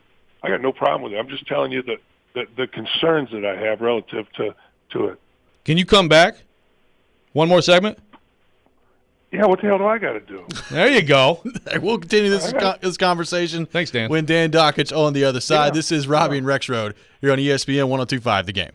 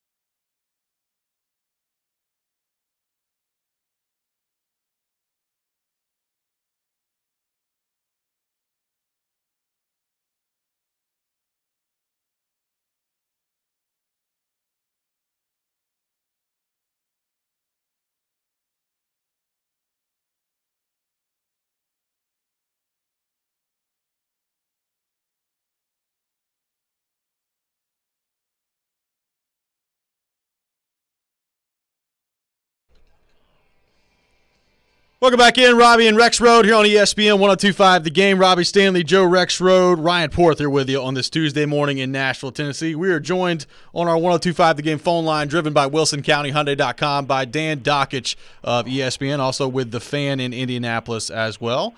Joe Rexrode? Oh, I get to yell back at Dan now? You okay. do. No, see, Dan, I just wanted to respond because I think you made great points there. I think this is one of those things, a lot of all this, like there's nuance in it, and there are multiple things that can be true. And I just, like you mentioned, 99% of of these guys aren't going pro, or these athletes are not going to have good professional careers that are making them a lot of money, which I totally agree with. And I hear what you're saying about it's a profession and these are students, but this is why I think the name, image, likeness stuff is important, because I think it's a time in life for a lot of these kids that they can capitalize on things, And I don't even understand all this social media influencing and Instagram, but I just know that apparently you can make thousands just off that, let alone signing cards, doing shows, doing commercials for an auto dealer, doing camps, whatever the case may be. And why is that a bad thing? Especially when people said it was going to ruin the Olympics, and I don't think it's affected the Olympics at all. So I just wanted to get into that with you. Where did I say it was a bad thing? Oh, I don't know. I thought you have previously. Am I wrong on that? Oh, absolutely. Okay. Because so we agree. We're friends. Yeah, I mean, look, I just like having a conversation. About 3 weeks ago, you can't have a conversation about these things with professors. I mean, I learned that. I mean, honest to God, people, I just like having a conversation. I've said all along, and I did this in college with Coach Knight in a much smaller way. I set up a meeting with him and said, look, a couple things about Indiana basketball. You need to know, number one, the food ain't good. And if we're going to, you want us to go to the training table, we got to, and number two, our summer jobs stink. I mean, and back then you had to work, right? You had to, they get you a summer job, and that was a recruiting thing. So I've always stood up for players, and I think the NIL is great. I think the NIL is something that should happen. I think it's going to be interesting how it happens, because I'll be honest with you, I own 3 different companies outside of doing what I do, and not one time would I ever have a college athlete represent my company. No chance. I mean, I'm once, Twitter post or bad night or whatever way. There's, you mentioned card dealer. I know 2 of my best friends are card dealers. There's not one of them that would say, hey, I want a student athlete to represent my card dealership. But camps, autograph sessions. So you mentioned social influencers. I don't know what that is, but I do know there's a lot of people making a hell of a lot of money being a social influencer. So that would probably be the number one area. I would have loved to have done a basketball camp when I was in college. In fact, I asked, we didn't have a compliance department then, but I asked Knight and the staff if I could do it, and the answer was no. So I am all in.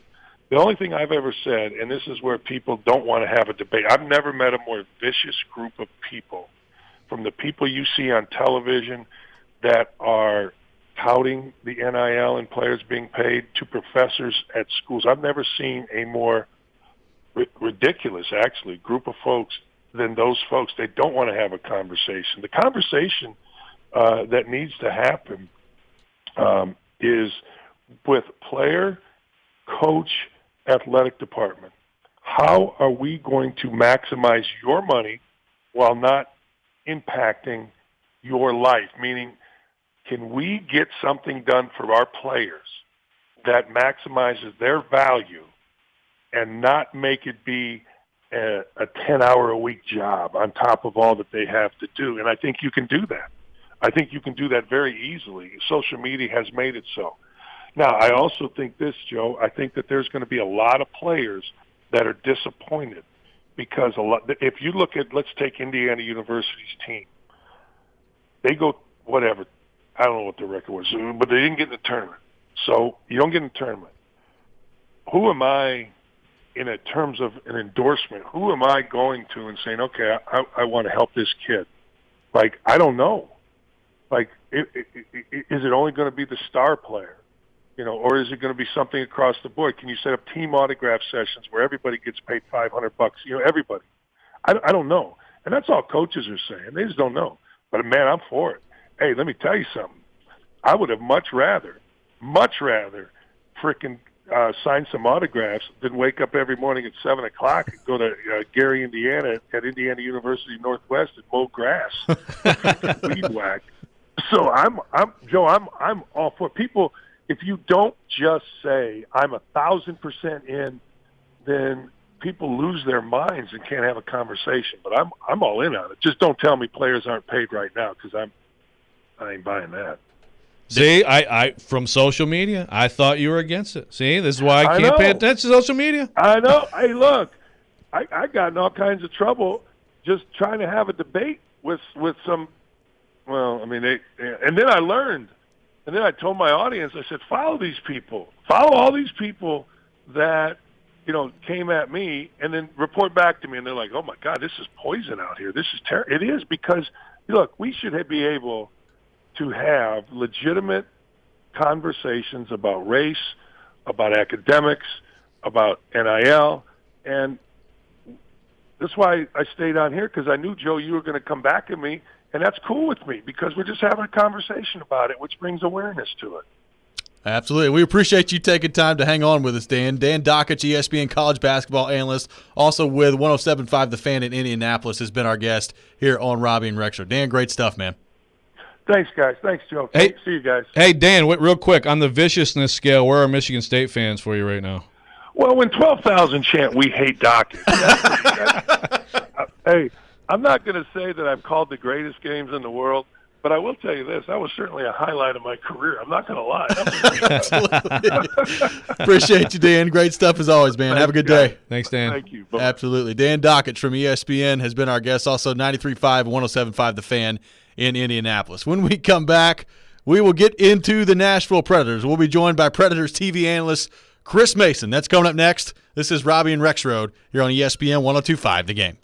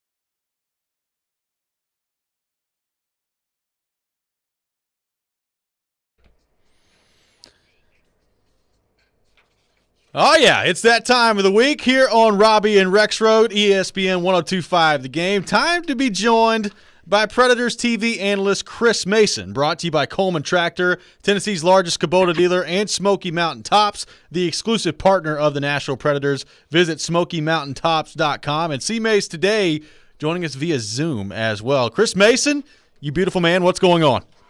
Not too much. Just had to change the routine. I had to comb the beard before I came on here. It's a little easier when I'm talking on the phone, but for you guys, I do anything. Well, the beard is looking strong. We would do anything for you as well. And we appreciate you taking time to join us today. And Chris, Preds taking on the Red Wings tonight, and they just keep on winning. Winners of 9 of their last 11, 7 of their last 8.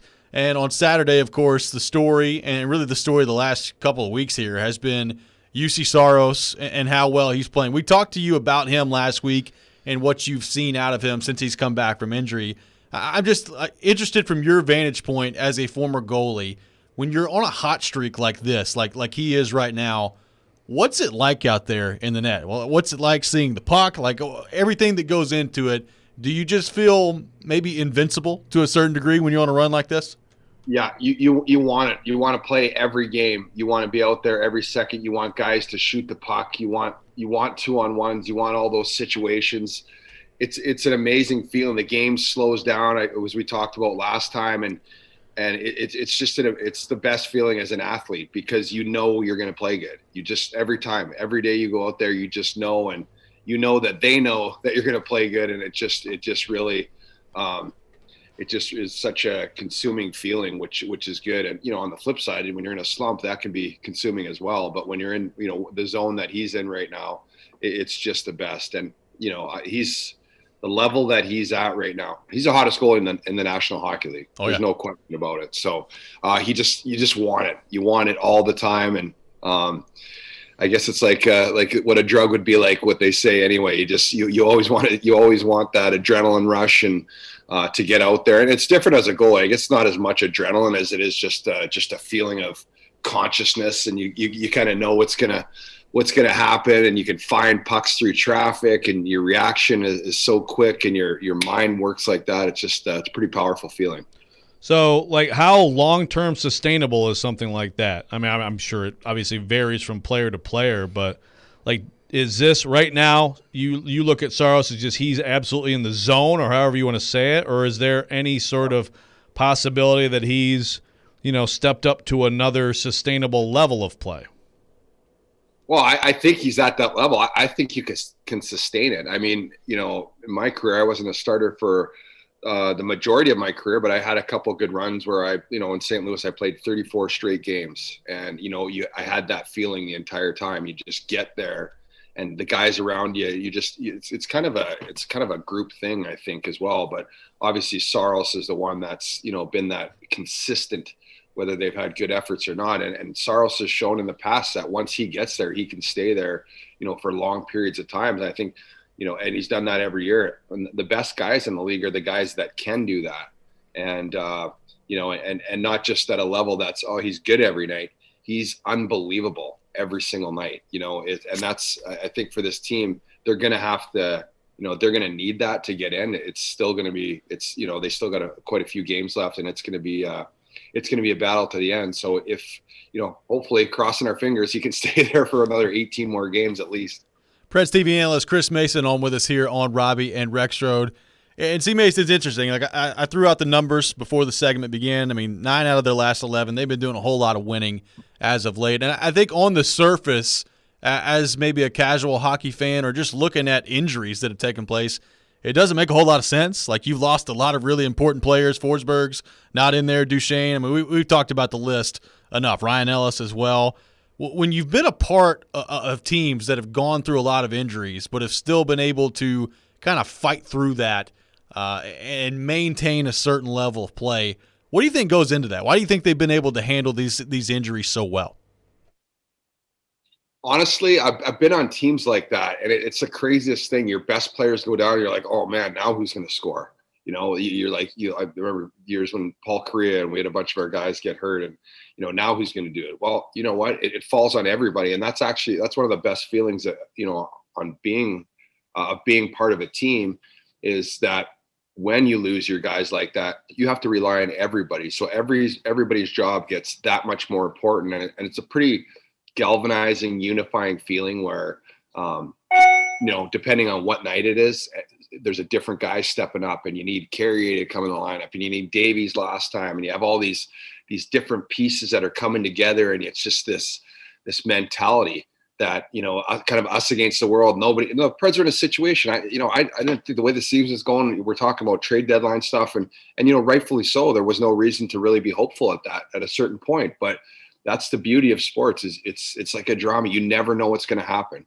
You don't know week to week. That's why you get on social media and everyone's got all the answers. Well, you don't know. You don't know what's going to happen, right? So the beauty of that is that now they put themselves in a position where they're a character team. They're fun to watch. They're scratching and clawing every night.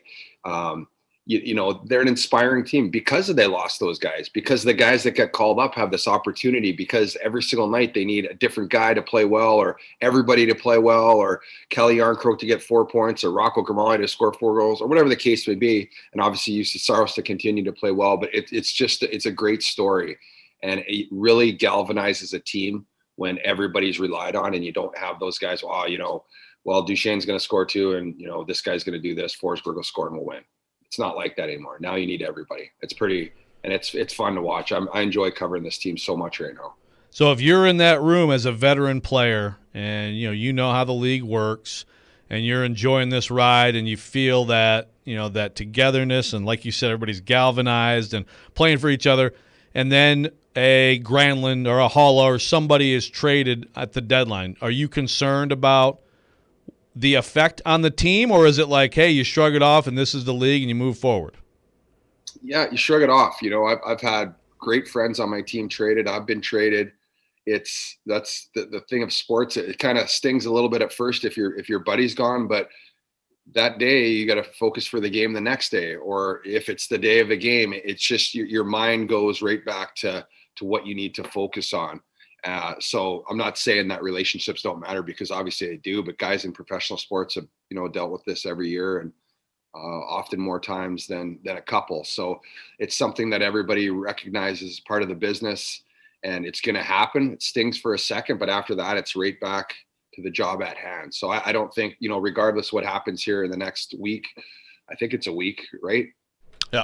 Yeah, 6 days. Yeah. So, yep. It'll be, I don't know. Now I don't know. I think before we kind of maybe had an idea. I don't know if that game plan changes because, they're in 4th place in the Central Division, or if they stay, they stay pat, or they say, you know what, we're still going to, get some pieces for the future, and all the contracts come into play and all this. It'll be very interesting to see what happens here in Nashville next week. And see, Mace, as you're well aware, as at one time you were 3rd on the list for shutouts in the history of the Nashville Predators organization, now are in 4th place. Jussi Saros has passed you with his shutout the other day against Chicago. What's your reaction to that? Got a shout out in the post-game press conference the other day from Saros as well. Yeah, well, someone asked a question, so he gave me a shout out. That was pretty awesome. He's going to crush it. I hope he crushes it. I hope he gets up there to Pekka numbers, and then you have another little battle for 1 and 2. I'm sure he'll get there one day or close to it. So I'm happy for. I love that kid. He's honestly, we talk about Pekka all the time because we know him, and he's been here forever, and what a good person he is, and he deserves every nice thing that's ever said about him and more. But Yus is such a good kid. He is the most polite, well-mannered, just humble, really just, you guys have talked to him too. He's a great kid too. So all his success, I'm so happy for him. I hope he crushed. I don't think I have any more records. So, but if I did, I'd hope he'd crush them too. Yeah, I mean, Pekka stole your goal record last year too, as well, becoming the goal scoring. I mean, they're just getting erased. They're taking everything away from you, man. I'm getting canceled right now. You are. Erased from the history. I never happened. That's right. Neither of them could touch your beard, and That's true. Know that. That is they true. They couldn't come close to that thing. That is true. They both have pretty decent stashes in their own way when they commit. That is true. That's true. Preds TV analyst Chris Mason has been our guest here on Robby and Rexrode. Brought to you by Coleman Tractor, Tennessee's largest Kubota dealer, and Smoky Mountain Tops, the exclusive partner of the Nashville Predators. Visit SmokyMountainTops.com. See, Mace, great stuff as always, brother. Appreciate you taking time to join us. Awesome. Thank you, guys. Have a great day. Absolutely. You as well. It is. I mean, they're just stealing everything from C-Mace. Yeah. The shutout records, the goals. I'm gonna have to strongly disagree with him there. What's that? On the beard? Saros should not do the mustache ever. Oh, I love it. Man, that's tough. It's like a Joe Rexrode mustache. Well, I shouldn't either, but I'm just trying to cover my face. That's right. When we come back, it is that time of the day, time for Preds Pick to Click here on Robby and Rexrode, brought to you by New Amsterdam Vodka. The Predators taking on the Red Wings tonight. Be the first caller at 615-737-1025, 615-737-1025. You'll have your opportunity to select a goal scorer for tonight's game for the Predators against Detroit. And if you win, you'll win a prize pack brought to you by New Amsterdam Vodka. Do that now. We'll do that coming up next. Ryan Porth, time for you to get back on the board as well. All that coming up. Robby and Rexrode here on ESPN 102.5 The Game.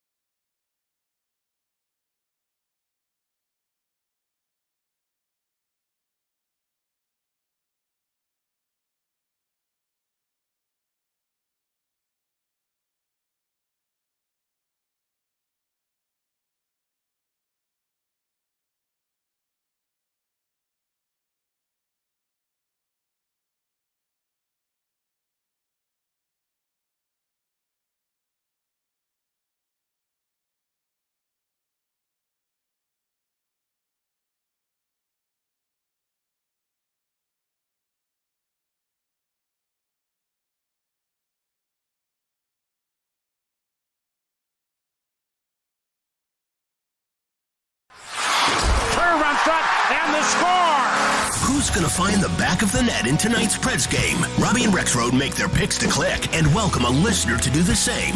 Pick to Click is brought to you by New Amsterdam Vodka, the official vodka of the NHL.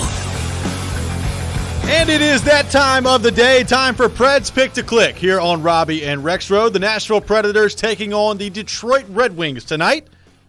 Puck drop at 6:30, pregame at 5:30 here on ESPN 102.5 The Game.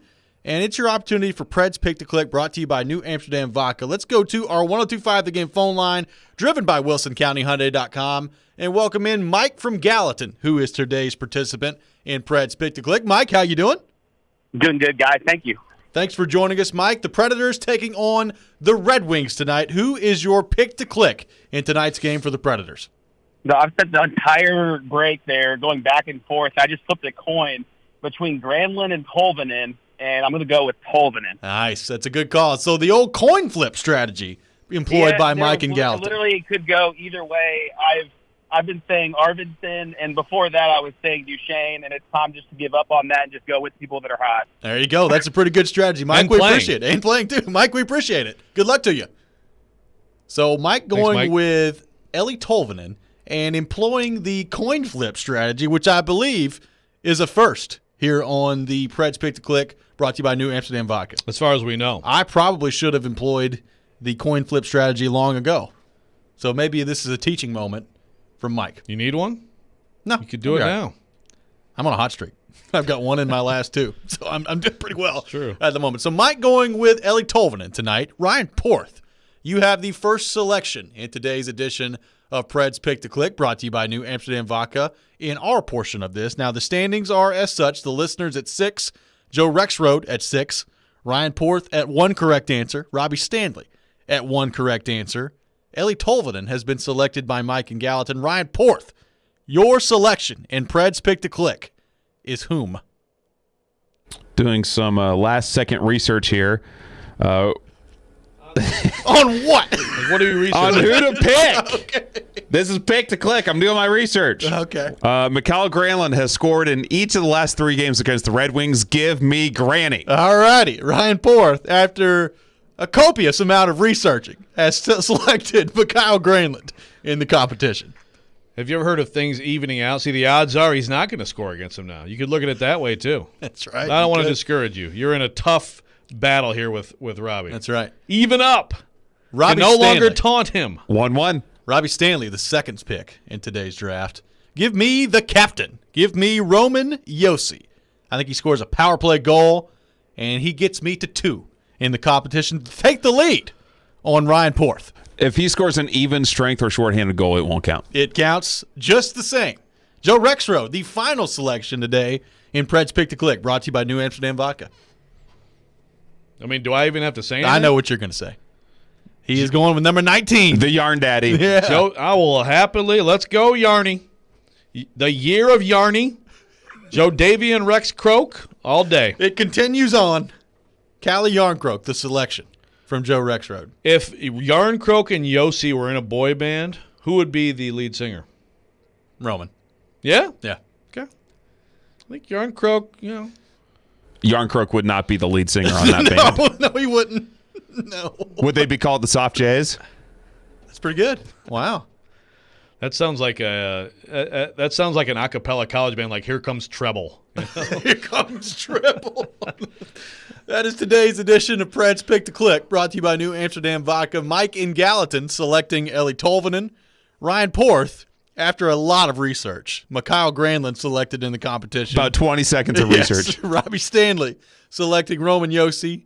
Joe Rexrode remains strong and remains with his constant pick, Callie Yarncroke, in the competition. The Acafellas. There's another one for you. Wow, you're pretty good at this. Wow. I didn't make either of those up. Hey. The Acafellas, I think, is a real one. It might be a Michigan State one, but Here Comes Treble is from The Office. Yes. Yep. You guys know this? Yes. Oh, yeah. Oh, good.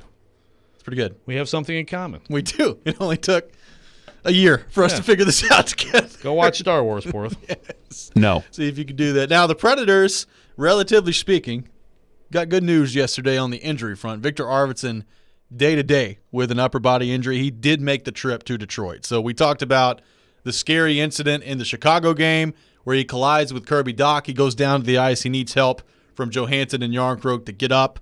And looked a little woozy coming off the ice. So you were wondering, how long could this be? It looked pretty bad. Day-to-day, he's on the trip to Detroit. That's a good sign for Victor Arvidsson. I mean, when's the last time someone got a day-to-day? Everybody's getting the week-to-week. So that's good. Well, there have been good some to that see were a day-to-day that turned into week-to-week, but yeah. Or 3 to true. 5 weeks. Yeah, 3 to 5 weeks. Right. Which has been Kind Pretty of a new thing though this season. It's usually 2 to 4 or 4 to 6, but 3 to 5. They're finding that sweet spot of 3 to 5. Yeah. When I hear 3 to 5, I think knee or shoulder. Okay. Yeah. When I hear 3 to 5, I think of half of Stillman and Company. Jeez. Okay. My goodness. I don't know if I could give him credit for that or not. It was awful. It made us laugh. It was pretty bad. That's why. It was so bad it made us laugh. Kind of like Vrabel's presser yesterday. Hey, there we go. It was pretty good. Oh, man. Speaking of Vrabel's presser yesterday, it's been funny to see the reaction to this. There are some fans that I swear that he could do anything he wanted to do. And they'd be like, that's okay. As long as he wins, I don't care. But there are some that are legitimately mad about that press conference yesterday and how little was learned. You're not mad. You were there. No, again, participant. I honestly wasn't going to ask about Shane Bowen. I knew. You couldn't help yourself. Nah, listen. If it had gotten to the end of the presser and no one had asked about Shane Bowen, then I would have gone into the chat and But I knew someone was going to ask. What else did you ask about yesterday? Well, I asked about the DBs. I wanted to ask about. He actually gave a pretty good answer on Christian Fulton. I mean, relative to expectations. Yeah. He talked about because Christian Fulton I think is one of the most important guys on the team next year. As far as player we don't know much about who's in a huge role. But that was my plan. Sometimes you don't get a follow-in, like Kaharski didn't get a follow-in because Vrabel had a 12:28 on the dot. Exactly meeting. Yes. But when Glennon, struggled, Glennon's questions were fine, but it was just like, okay, I think there's a little bit better way to nail this down. So let me try that. It didn't work. It was like Dikembe Mutombo. Yeah, Just exactly. swatting that thing out of there. Yeah, Vrabel actually, to me, he reminds me of Bobby Knight. We just had Dan Dakich on, who of course played for Bobby Knight. There's some Bobby Knight and Vrabel. Ohio State grads too. You saying Vrabel's going to throw a chair across the field coming up, or he's not as entertaining, but the big, intimidating, you're an idiot, I'm smarter than you persona kind of thing. Coming off pretty strong without the big red sweater. So somehow the Barbershop Harmony Society, that's Gover, is listening. Oh, okay. I'm like, the Barbershop Harmony Society is listening to us. Just said our acapella bat signal went off and just sent a video of Here Comes Treble singing Kokomo, which is a great acapella. What about the acapellas? Yeah, any video of the acapellas? Well, let me see if I can find the acapellas on Twitter. I think that's the Michigan State version. It may be somewhere else. While you're looking for it, let's go to the text line driven by WilsonCountyHyundai.com. Got a texter that asked, which Nashville media member do you guys think will snap? And just ask Vrabel what questions he wants to be asked. Kaharski. I mean, it's Kaharski. It's not you. I don't know, though. Maybe it is you. Maybe one day you'll just have enough. Be like, Mike, I demand answers now. Yeah. Yeah, it's certainly not in person. At least over Zoom, you feel a little bit safer. Sheltered. Yeah. Let's go back to the text line driven by WilsonCountyHyundai.com. Kathleen texts in, I absolutely love Mike Vrabel. Kathleen, a big fan of Vrabel. Good. Hey, and that's the thing. I mean, some fans like this stuff. And I think that that's possible when you win. Sure. Sometimes, obviously, there are other situations where we have to ask questions where, a player gets in trouble or, there's something controversial that fans are mad that it's their team. They really get mad at media, right, for asking those questions. Or Isaiah Wilson. Right. I mean, stuff like that, and in those situations, a lot of times it's media versus fans. I think media and fans should be pretty aligned on, it's okay for the guy who coaches the pro team, who gets paid a lot of money, who wants you to come enjoy the product, to shed a little bit of light on the team. 102.5 The Game and T-Mobile have teamed up to give away a hockey home gating party, and it's time to text the word SKATE to 615-737-1025. That's SKATE to 615-737-1025 now to enter for a chance to win a Dos Equis prize pack, which includes a case of beer, dessert from Nothing But Cakes, a T-Mobile prize pack, and food provided by 312 Pizza Company in Germantown. You must be 21 or older to enter, and you can send those texts in now to our text line, driven by WilsonCountyHyundai.com. When we come back, we'll be joined by our man Charles Robinson from Yahoo Sports. That's next. This is Robby and Rexrode, live from the wholesaling studio, powered by RumbleOn.com. You're on ESPN 102.5 The Game. This hour of Robby and Rexrode has been brought to you by Trane. Get a great deal this spring on a new Trane heating and cooling system. At Trane, they test so it runs. Visit TraneInfo.com to find your local dealer and learn more. It's hard to stop a train.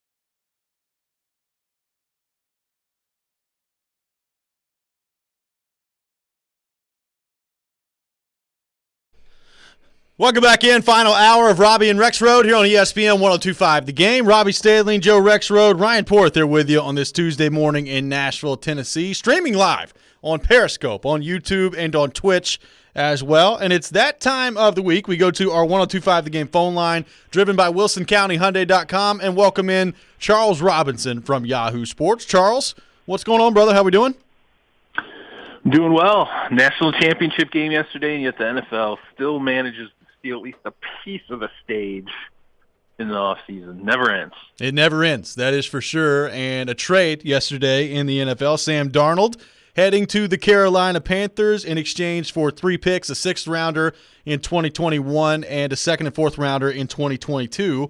What do you think of that deal from both sides of it? We'll start with the Jets, and then what does it mean for Carolina and what they're getting back with Sam Darnold? Well, for the Jets, I mean, it makes sense for the Jets. They've really known, essentially, they were thinking about shopping Sam Darnold late in the season when they thought they were going to have the number 1 pick in the draft. And once they lost that pick, it became this process of weighing what Darnold brought to the table and getting out and seeing some of the other quarterbacks that were going to be available and deciding, look, is there a better option on the table as a rookie? And I think they already thought at that point, I don't think, I know they did after talking to people in the organization, there was already a feeling like, look, Sam needs a fresh start. They weren't killing Sam Darnold. That was the interesting thing to me was, over the course of last season and then as the offseason kicked off, when you talk to people in the organization, nobody was drilling him. It was just things went horribly wrong with Adam Gase. His confidence was pretty beaten down, and he just needed a fresh start. And I think once they saw BYU Zach Wilson, they felt good enough knowing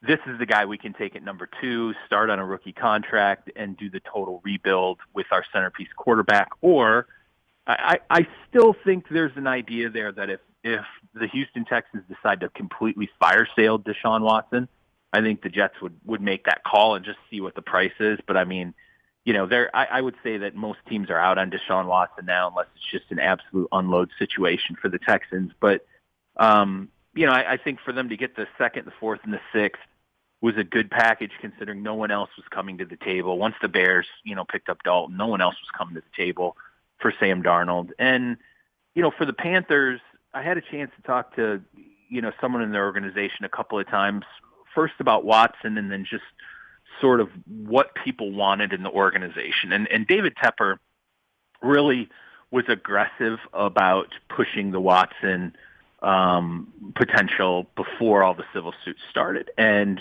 I think Carolina really, I would have said Carolina was the front runner before all the civil suits dropped. And then the calculus kind of changed there. And the coaching staff wanted to bring in, if Deshaun Watson wasn't going to be an option, they wanted to bring in a veteran guy. I don't think they wanted to draft a quarterback, and it was going to be too pricey to move up from 8. And then once the 49ers moved up, I think, Carolina did like Mac Jones, and I think they feel like Mac Jones comes off the board at 3 to the 49ers. That really sparked, I felt like, the talks with the Jets and just sort of seeing what the price was going to be for Darnold. Matt Rule likes Darnold a lot, thinks there's a lot of potential there that still has been untapped, kind of had the same feeling the Jets had, which is this is just a guy who got, beat down in a bad situation. But, they want to take a 2-year look at him. That's why they picked up the 5th-year option. And the intention there is for him to be the starter the next 2 years and kind of see what develops. Well, you mentioned the fire sale of Watson scenario. At this moment, what do you think is the most likely outcome? I know it's hard to say, but I mean, there's a lot of different ways on the personnel side of this, on the future of his career side of this. Well, okay, so I'll give you let me focus this through Carolina because I think this is really interesting, and it's what part of people sort of missed on the deal with Sam Darnold. Carolina was very much in pursuit of Deshaun Watson, and David Tepper, the owner there, was 100%, I think, the driving force behind that. And, I think what happened was early in what was going on with Watson, Tepper shifted into a wait-and-see mode, just sort of like, okay, let me see what I'm reading. He was reading a lot of different things. The organization started to get their hands on lawsuits. And then I think as the lawsuits piled up, you could feel them pulling away from the table, knowing what the compensation was. I think initially, here's the crazy thing. I think the Carolina Panthers, actually, I know for a fact the Carolina Panthers called the Texans when the offseason began and word had gotten out that Watson wanted out of Houston. And from what I was told from someone who was right in the middle of it, that like Nick Caserio, the GM, was like annoyed that Carolina was trying to get them, to basically put a price on them. And then, I think at that point, the Texans were looking at maybe having 3 first-round picks, 3 probably third-round picks from the Carolina Panthers, and then, the civil suits come out, and that completely changed everything. So Carolina shifted into wait-and-see mode. And then when I think all the litigation piled up, and then the Houston Police Department said, hey, guess what? Now we have a criminal complaint on file. Now we don't know what it is. That's a completely undiscerned, development right now from the Houston Police Department. Beyond, all we know is there's a criminal complaint on file. We are investigating. Now you're talking about the league investigating. You're talking about civil litigation. You're talking about criminal investigation by the police department. That was it. I think the Panthers are like, nope, we can't do this. Like, this is crazy. We can't even sit here and wait because this is going to be such a drawn-out thing, and we have no clue, like, what's true and what's not in this situation. And I think all the teams now are in that mode. Like I said, I think the Jets, if it was a fire sale and Houston was just dumping him, then they would have that internal conversation about risk versus reward. What would we have to give up?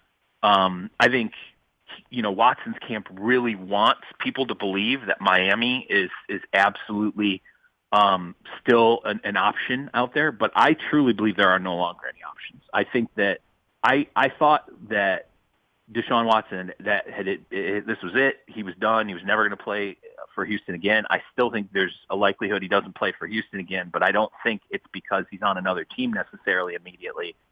I think this is going to develop to the point where the league has to do something. And I would forecast it unless something fundamentally changes between now and the beginning of the season in terms of someone has to come out, the police department has to come out and say, hey, we found no merit in the criminal investigation, or the league's own investigation does not find anything. I think Roger Goodell is going to be compelled to take Deshaun Watson and put him on the commissioner's exempt list and just say, hey, we have to sort out what's going on here in terms of not only this litigation, but in particular, if the Houston Police Department hasn't concluded this, we got to sit you down and figure this out first. And so it's basically just paid leave until some of this hashes itself out. For the Texans to come out and say, we're sort of in wait-and-see mode too, is a big deal. I mean, that just happened yesterday, and if they're in wait-and-see mode, this is completely and 100% unresolved, and I just don't see an NFL team giving up the assets for Deshaun Watson to take that on. Charles Robinson from Yahoo Sports on the line with us, driven by WilsonCountyHyundai.com. And Charles, I want to ask you about the reigning NFL MVP, and that is Aaron Rodgers. And I am a beloved Packers fan, so I've been concerned that they're going to lose him due to ineptitude from the Packers anyway in terms of management. Do I now need to add permanent host of Jeopardy to that list as well in terms of concerns? He did well. Yeah, he did well. I was surprised. I really was. I was like, oh, boy, this is this going to be a, kind of a catastrophe. And I watched it, and I thought – he was pretty good, and I thought the interaction with the guy who asked about the field goal was a great who wanted that field goal. Was a classic moment, and I was surprised. I think there's no doubt that he has designs on something media related or entertainment related post career, and I think what he showcased there puts him in the category of. Look, if he wants to make Tony Romo money and break down, I truly believe he could be a $20 million a year color analyst like Tony Romo if he wanted to go into the booth. I mean, I think he thinks he could do better than that. And it was an impressive debut. I would be more worried right now in the interim about him continuing to make these vague statements about, his future not being in his hands and all these things. I'll tell you what, I do not think he is good with Brian Gutekunst, the general manager there. I don't think I think that is a decaying relationship that really wasn't in a good place anyway from the moment Gutekunst walked in. And I think when Gutekunst took Jordan Love, this has never gotten better. And I think Aaron Rodgers has it in his mind, and he might be right, that the plan was to jettison him after last year, after 2020, and start Jordan Love. The problem was Aaron Rodgers played at an MVP level. Jordan Love did not develop anywhere near where the Packers thought he would. And that's what I think Aaron Rodgers means when he says on the Pat McAfee show, that I kind of affected what the plan was. And I'm paraphrasing here, but he essentially suggested, hey, the front office had a plan here. I changed that plan by playing at an MVP level. I think he may be right there, but it doesn't matter if that's what he believes. I think the thought process is he'll play out 2021, see what happens.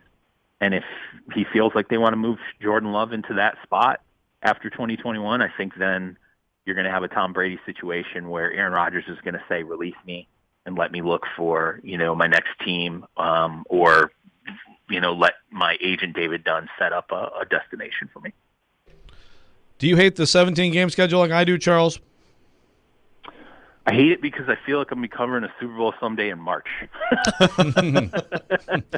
Like, I didn't even – it's funny because I was kind of like, one less preseason game. I don't really care. And then when I realized that the Super Bowl is going to be in late February, I was like, oh, my God, my Super schedule just got even longer. That's right. I don't hate it. I don't know. I'm sort of nonplussed over it. It's going to jack up records, and when you're a sports fan and you fall in the midst of a seasonal expansion like this, all these things that you're used to being like a hallmark of greatness change. And so, are we going to see a 6,000-yard passing season? Are we going to see more 2,000-yard rushers? Are we going to see, just some of the statistical things that we get used to get completely warped? Yeah, probably. From an injury standpoint, I don't know. I mean, financially, these guys will do really, really well in the long run with 17 games. I think what is key here and what the union's fighting for and what every veteran NFL player should be concerned about is whether the teams now go, okay, we have to be like the NBA and think more about load management. Yeah. And, well, that may not be sort of like the NBA does it in season, sitting guys down for games or whatever. I do think there's going to be a lot of pressure to do it off season, which means, hey, less time in the facility, let's do more virtual stuff, keep our minds fresh, look how 2020 turned out. We were okay.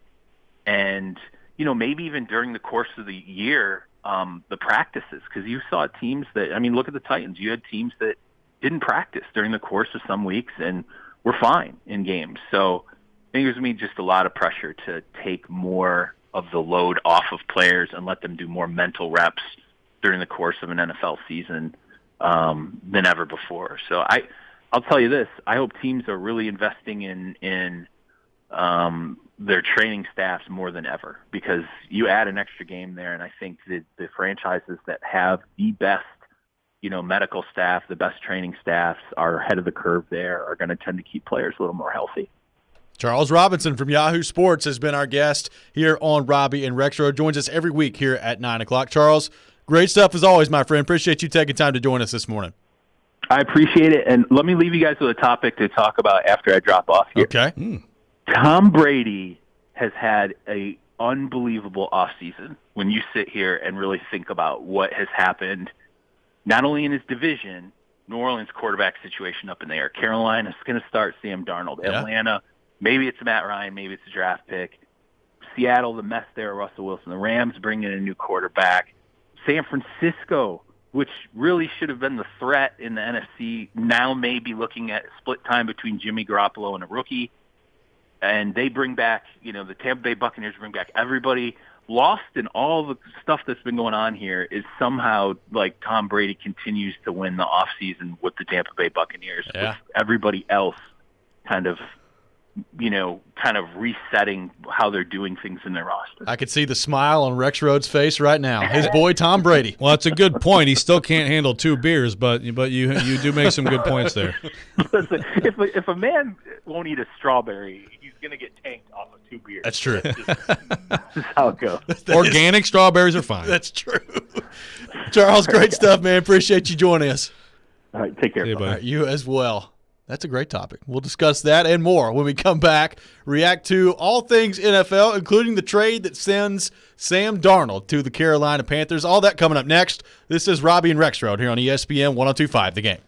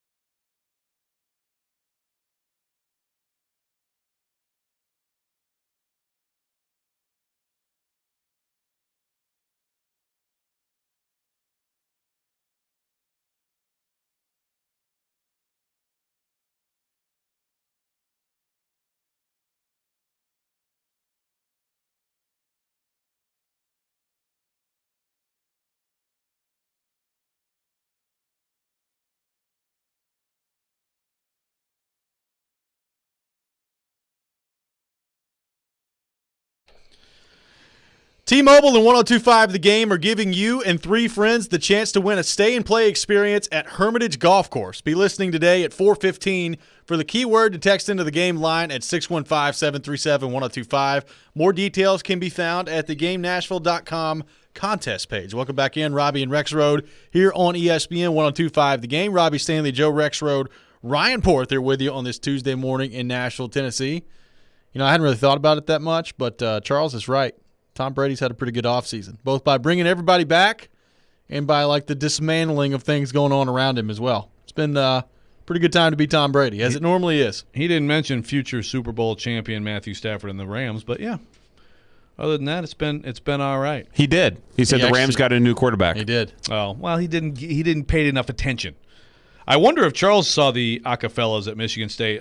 Did you guys get my thing I sent you? Yeah, I haven't looked at it yet. Yeah, Katie sent MSU Acapellas, and she also says on my text line, they freak me out because they have to make eye contact while performing. So uncomfortable. Gotta watch out for that. That'd be like me staring into the camera while we're streaming the entire time. Yeah, that would not be cool. Give me some other real quick names for you guys. Pitch Slapped from Berklee College of Music. Okay. Aural Fixation, AURAL, Yeah. from Boston University. Chord on Blues. Nice. From Pennsylvania. I like that. Yeah, Chord on Blues. That's pretty good. I like Cordon Bleu. Seductives, like seductives, but seductives. Thank you for from explaining Florida. that, yes. Yeah, no problem. University of San Diego Treble Threat, and this is VH1, by the way, who I'm just lifting off their website. Okay. Yes. But I think my favorite is MIT, everybody knows Massachusetts Institute of Technology, MIT, very smart. The Logarithms. That's pretty good. Solid. I think Yarncroke and Yossi could front any of these bands. Sure. Maybe they could. Maybe that'll be their off-season plan. Rogers goes on and hosts Jeopardy. Yossi and Yarncroke can go start a band. And by the way, I hope Aaron Rodgers, who is obviously very arrogant, doesn't actually, as Charles said, come on. I mean, I know he's your quarterback, but come on. I hope he doesn't think that he could just come in and just do what Romo does. He probably could. But again, part of the charm of Romo is that he's like this geeky little kid. Yeah. Like Rodgers will be like, that was a good play, and I'll tell you how the play is run. You know, it's not the same. Romo's enthusiasm is a big part of why we like watching him, and Rodgers does not have that personality at all. He's a TV star now. He says he's going to play football, and the offseason, he'd like to be the permanent host of Jeopardy. Well, I think that Jeopardy is pretty good for him because you can kind of, everybody loves Alex Trebek. Loved Alex Trebek. Yeah. He had that smugness about him, right? I mean, he was like a good guy, but he would like shame people with their dumb answers or dumb questions. Wow, and I really don't have a high opinion of Aaron Rodgers. I just think Rodgers could do that well too. Okay. No, I mean, hey, he's a great player. I think he's fine. He's a little bit arrogant. He's a little smug. Yeah. Smug is not the first word that I would think of for the late Alex Trebek. No, I'm not. Jeez, Rexrode. I'm sorry, yelling in the microphone. Sorry. No, I'm not. Rest in peace, Alex Trebek. I liked Alex Trebek a lot, but you have to. If you watch Jeopardy, someone would he'd be like, no. That's part of the charm. I mean, which is fine. But he would shame people a little bit. Now, Rodgers, you would think of smug, right? A little. Yeah.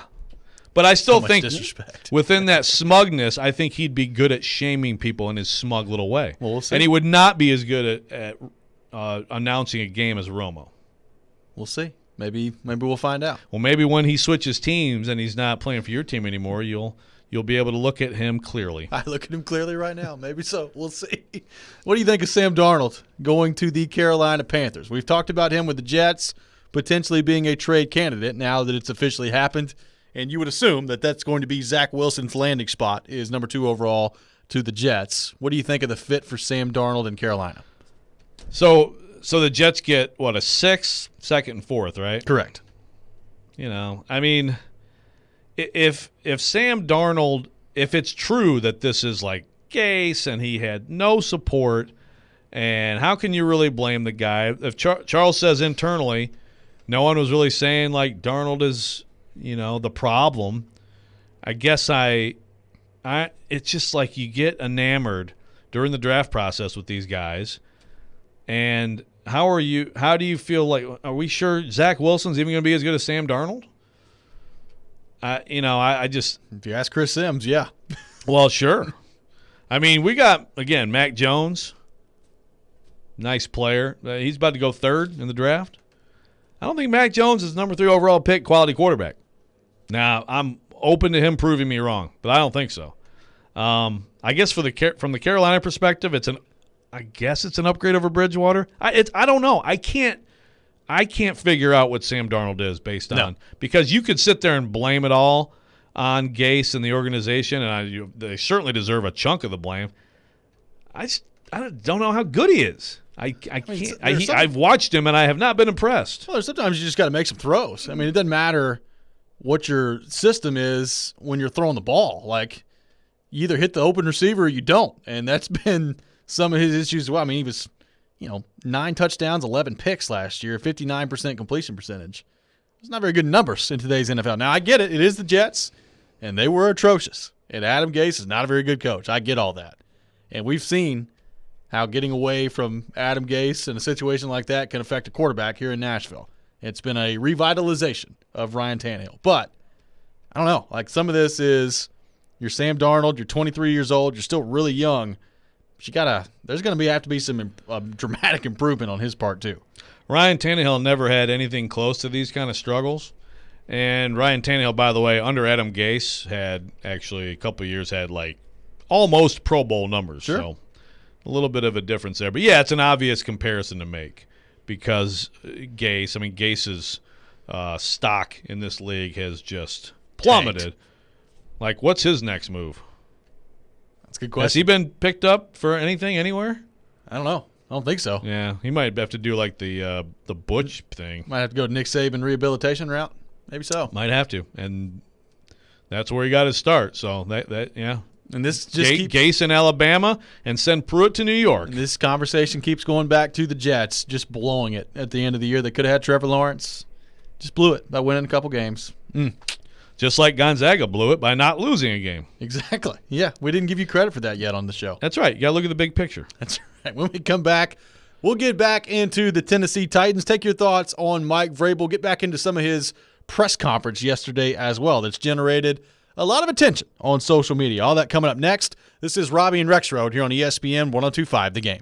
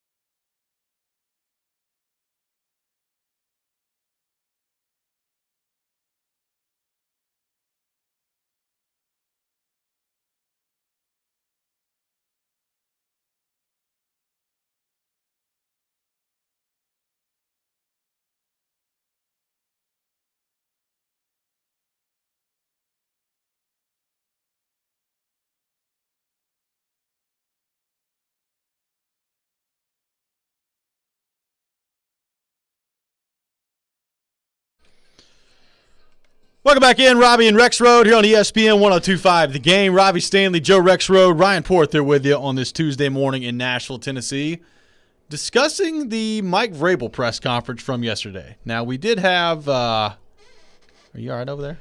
Sorry, you keep going. You look like you were in agony over there. I just want to making sure you're okay. I forgot something, and I'm mouthing to Porth how I messed up. That's okay. Sorry. All right. We'll figure it out. That's right. It just looked like you're in pain. I know that you hurt yourself last week, like moving around in a chair. So I was just checking on you to make sure you're okay. I did? Yeah, you like displaced your gallbladder or something. Oh, you remember that? Yeah, gosh. Gallbladder's a little inflamed these days. Thanks for reminding me. Yeah, of course.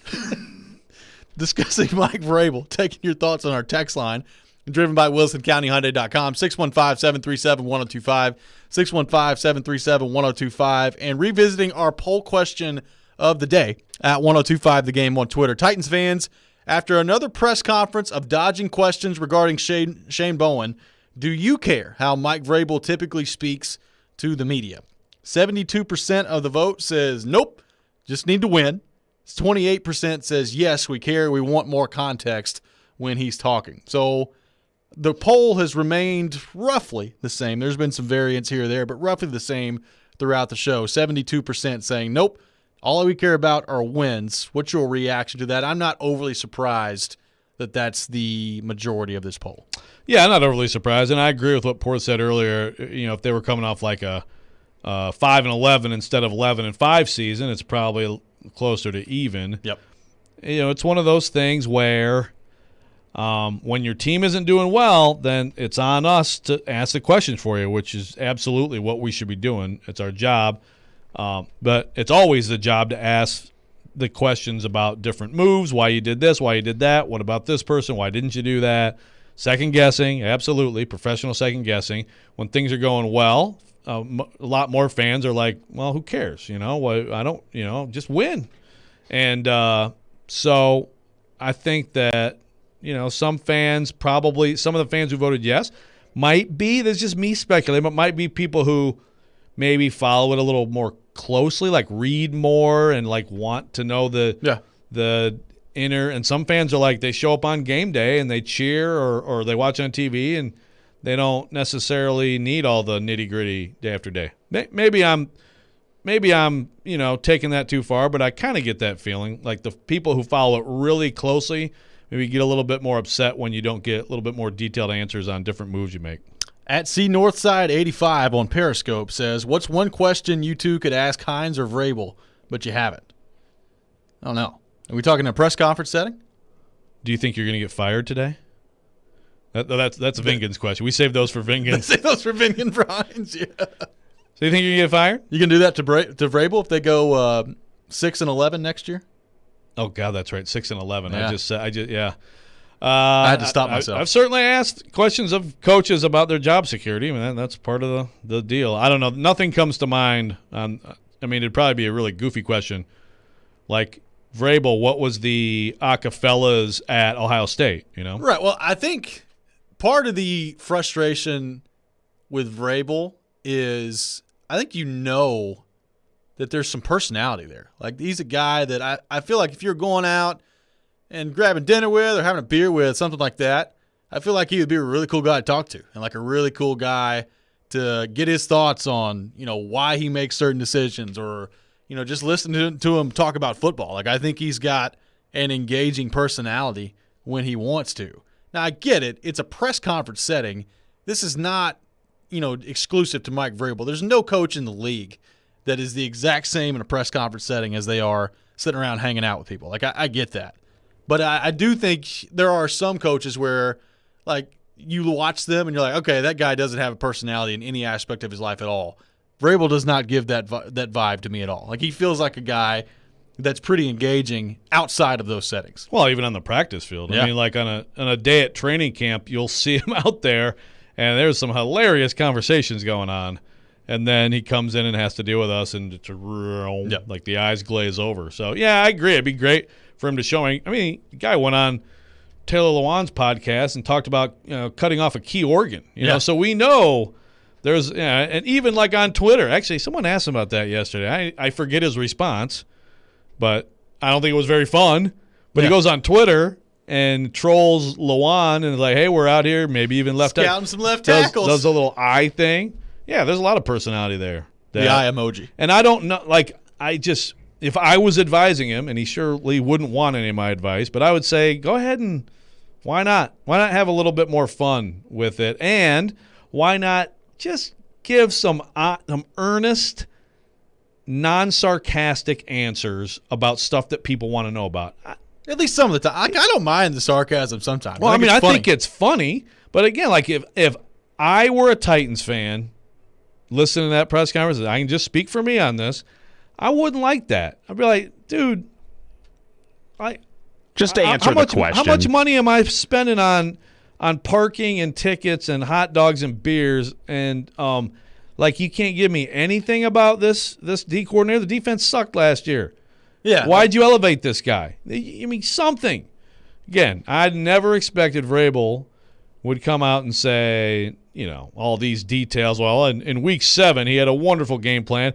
He called most of the blitzes he called in week 9 were dead on. He's not going to get into that stuff. No coach will, but a little bit more of like, okay, let me tell you this about why I like Shane Bowen. Because I do agree with Beauclair from earlier on the show that this kind of all serves to apply more pressure to Bowen.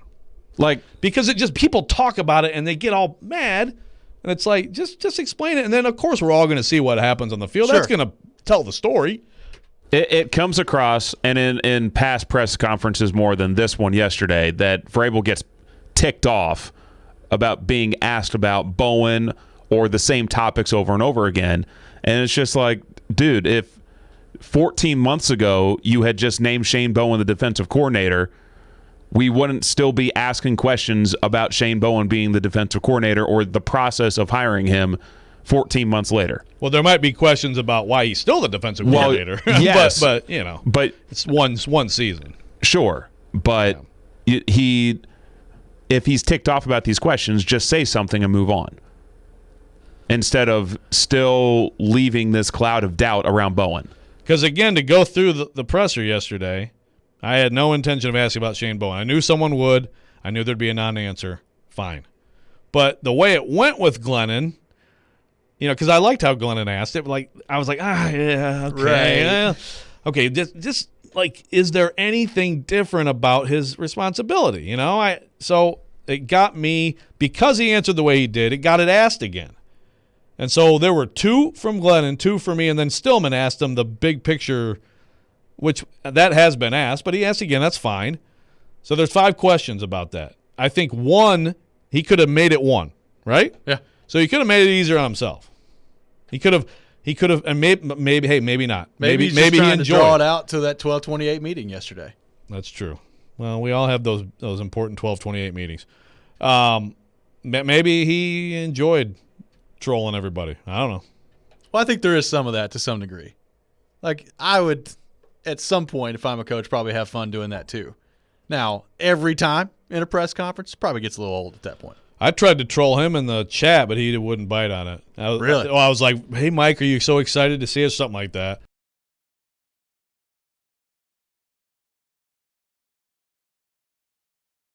Ability to like rip on Buck and stuff, when he sucks up when he asks a question. So you were warming up to the Zoom a little bit here. That's one thing I like about the Zoom. The Titans Zoom, the chat is good. Like, we rip on, Terry McCormick can't figure out a computer or whatever it is, Or his phone. We all take our share of, and like I tell Stillman, the Pro Football Writers Association has decided you cannot ask questions today. I'm sorry. Yes. Not my rules. You're not allowed to ask any questions. He ignores it, though. Yes. That's right. When we come back, we'll get back into some college basketball from last night. Also look ahead to a great athletic event coming up today as well.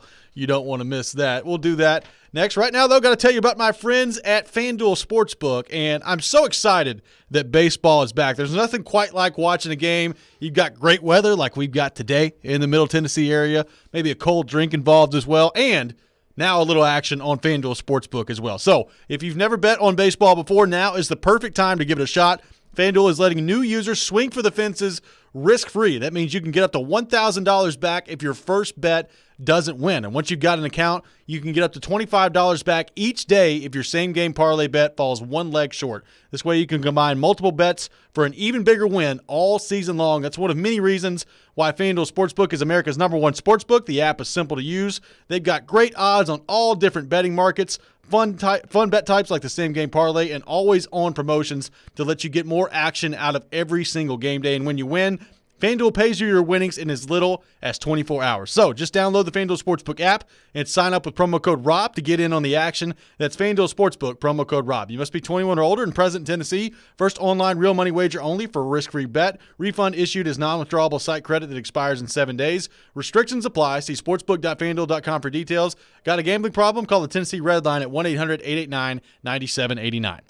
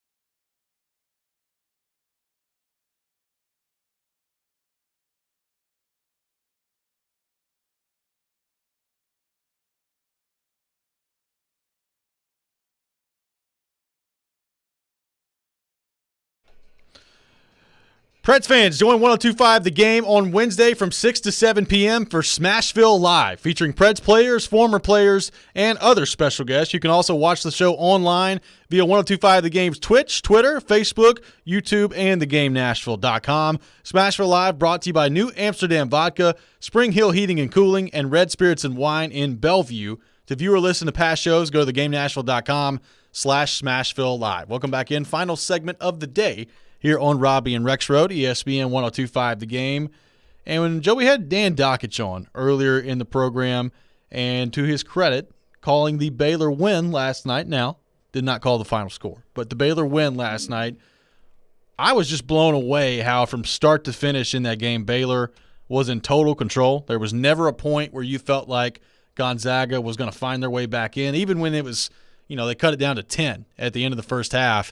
I mean, Baylor comes out immediately and just starts hitting shots in the second half. It was a wire-to-wire finish, a wire-to-wire win for Baylor in that game, and their first national title, a very, very impressive performance for Baylor last night.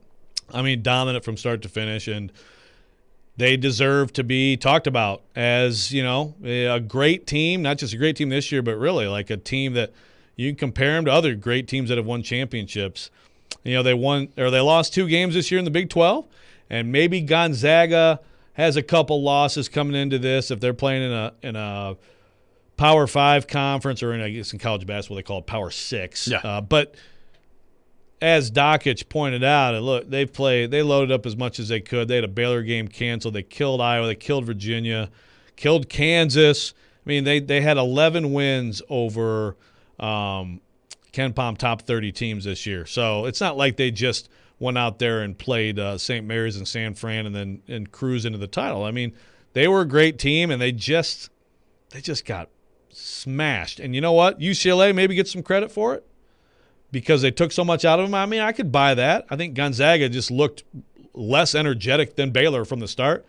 But I also think that this was a bad matchup. And Baylor, the defense, the swarming, the quickness, the way they move the ball, and the way you have 3 guards who can get their shot whenever they want, and then when they're going to shoot like that, then you're toast. They're a special team. And Scott Drew, what a job he's done. Let's go to our text line, driven by WilsonCountyHyundai.com. Ben texts in and says, I don't know how much it matters, but I do think losing a game earlier increases the fortitude for postseason runs in any sports. This going back to you saying before the tournament even started, Gonzaga screwed it up. They should have lost at some point, and maybe you get through this run here and you win it all. I mean, it decreases a missed the pressure. Opportunity. Well, I think it decreases the pressure, and I don't know if there's, in all seriousness, any relevance at all. But look at Baylor's 2 games in the Final Four, and look at Gonzaga's 2 performances in the Final Four. Yep. Again, UCLA gets a lot of credit for the way that game unfolded Saturday, but Baylor was a much more dominant team. And I didn't think we really saw that before that from Gonzaga. They were just crushing people. But, I don't know. I feel like just take an L somewhere. For one thing, you can learn from losses, and you can get good things out of losses. And then it's just the extra pressure and extra conversation about history and everything isn't part of it. Christopher on Periscope says, I wonder how this game would have gone if they would have met earlier in the season and then met in the tournament. Baylor was like Clubber Lang knocking out Rocky. I like that.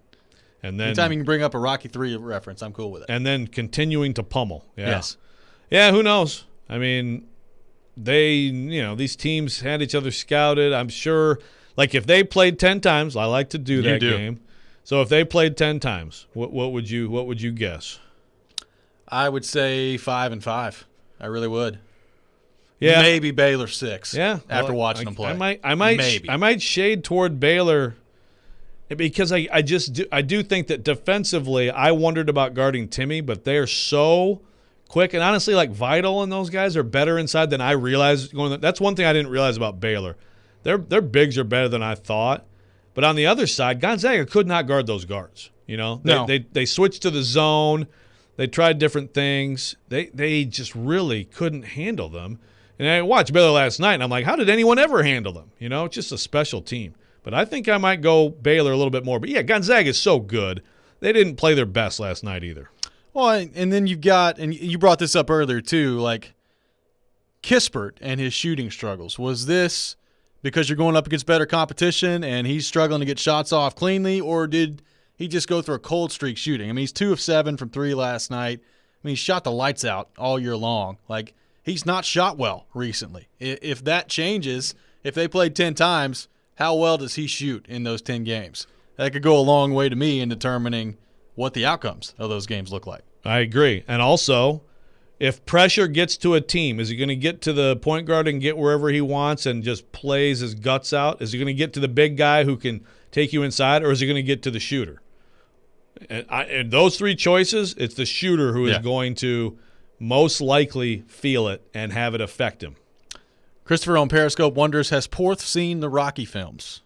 Ryan Porth. That's a good, fair question. Have you seen the Rocky films? Yes. Perfect. All of them? Not all of them. Okay. I can't remember how many. But yes, I've seen, You've seen some Rocky. Multiple, yes. Okay.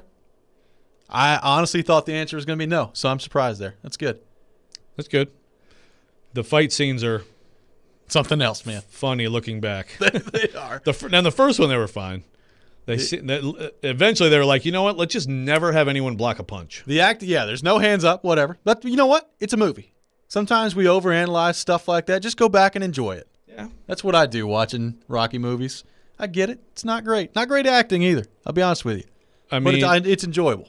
When Rocky and Apollo and Rocky 3 are running on the beach with Eye of the Tiger playing, man. Yeah, that's some 80s gold right there. It's funny because, like, while you watch that scene, you can actively see Carl Weathers slowing down to allow Stallone to catch up with him in the scene. It's amazing. Come on, Sly. It's like, come on, buddy. You're all right, pal. Here. We've got a great athletic event taking place today as well. We're taking BP with the Sounds. Myself, you, Ryan Porth, taking a little batting practice today. Darren McFarland, Willie Donick, and Chase McCabe as well. It's going to be something. I feel better. Okay, good. Chase will be there. All right, good. Wow. Well, I mean, I love you, Chase. I'm just, I don't want, I have not seen real pitching since high school. Sure. Do you know how long ago that was? Yeah, but they're not going to be humming in 90-mile-an-hour fastballs at you. Okay. I mean, I haven't swung a bat since playing softball. I quit softball when my kids started getting into T-ball because I had to coach them in T-ball. So we're talking about 11 years ago, probably. That played softball even. Yeah. I was about to ask if that was, back when Baylor last made the national championship. Wow. Yeah, that was high school back in the 50s. The sock hop, and then we had the big game against Rydell High. Yes. This will be fun, but I hope I don't need to see 80 mph here. You think anybody can put one out? Put one out of the park? No. Nobody. No. Not Willie? No. I mean, Not Willie me? was a college baseball player. Yeah. I'd give you a chance. You're a big, strong guy. He also just had reconstructive shoulder surgery for playing pickleball. Yeah, Willie did have a pickleball injury. So pickleball forced reconstructive shoulder surgery. He was diving football. Yeah. Wow, that stinks. I feel you, Willie. Man, it's tough. Maybe Darren. Tough out here for old if guys. Darren gets a hold of one. I mean, Chase gets a hold of one. Do we think he makes contact? Does he hit one ball? Maybe like Willie Mays Hayes. Yeah. This is Chase's a chance straight pop up in the batter's whatever you call it. It's the box, the cage. Yeah. This is his chance to make up for the sledgehammer. It is. Do we need to bring batting gloves? I don't know. You probably should if you don't want to get blisters. Just tough it out. We'll have video for all to see as well. So this is going to be a wonderful experience. That does it for us today here on Robby and Rexrode. Darren, Donick, and Chase coming up next. This is ESPN 102.5 The Game.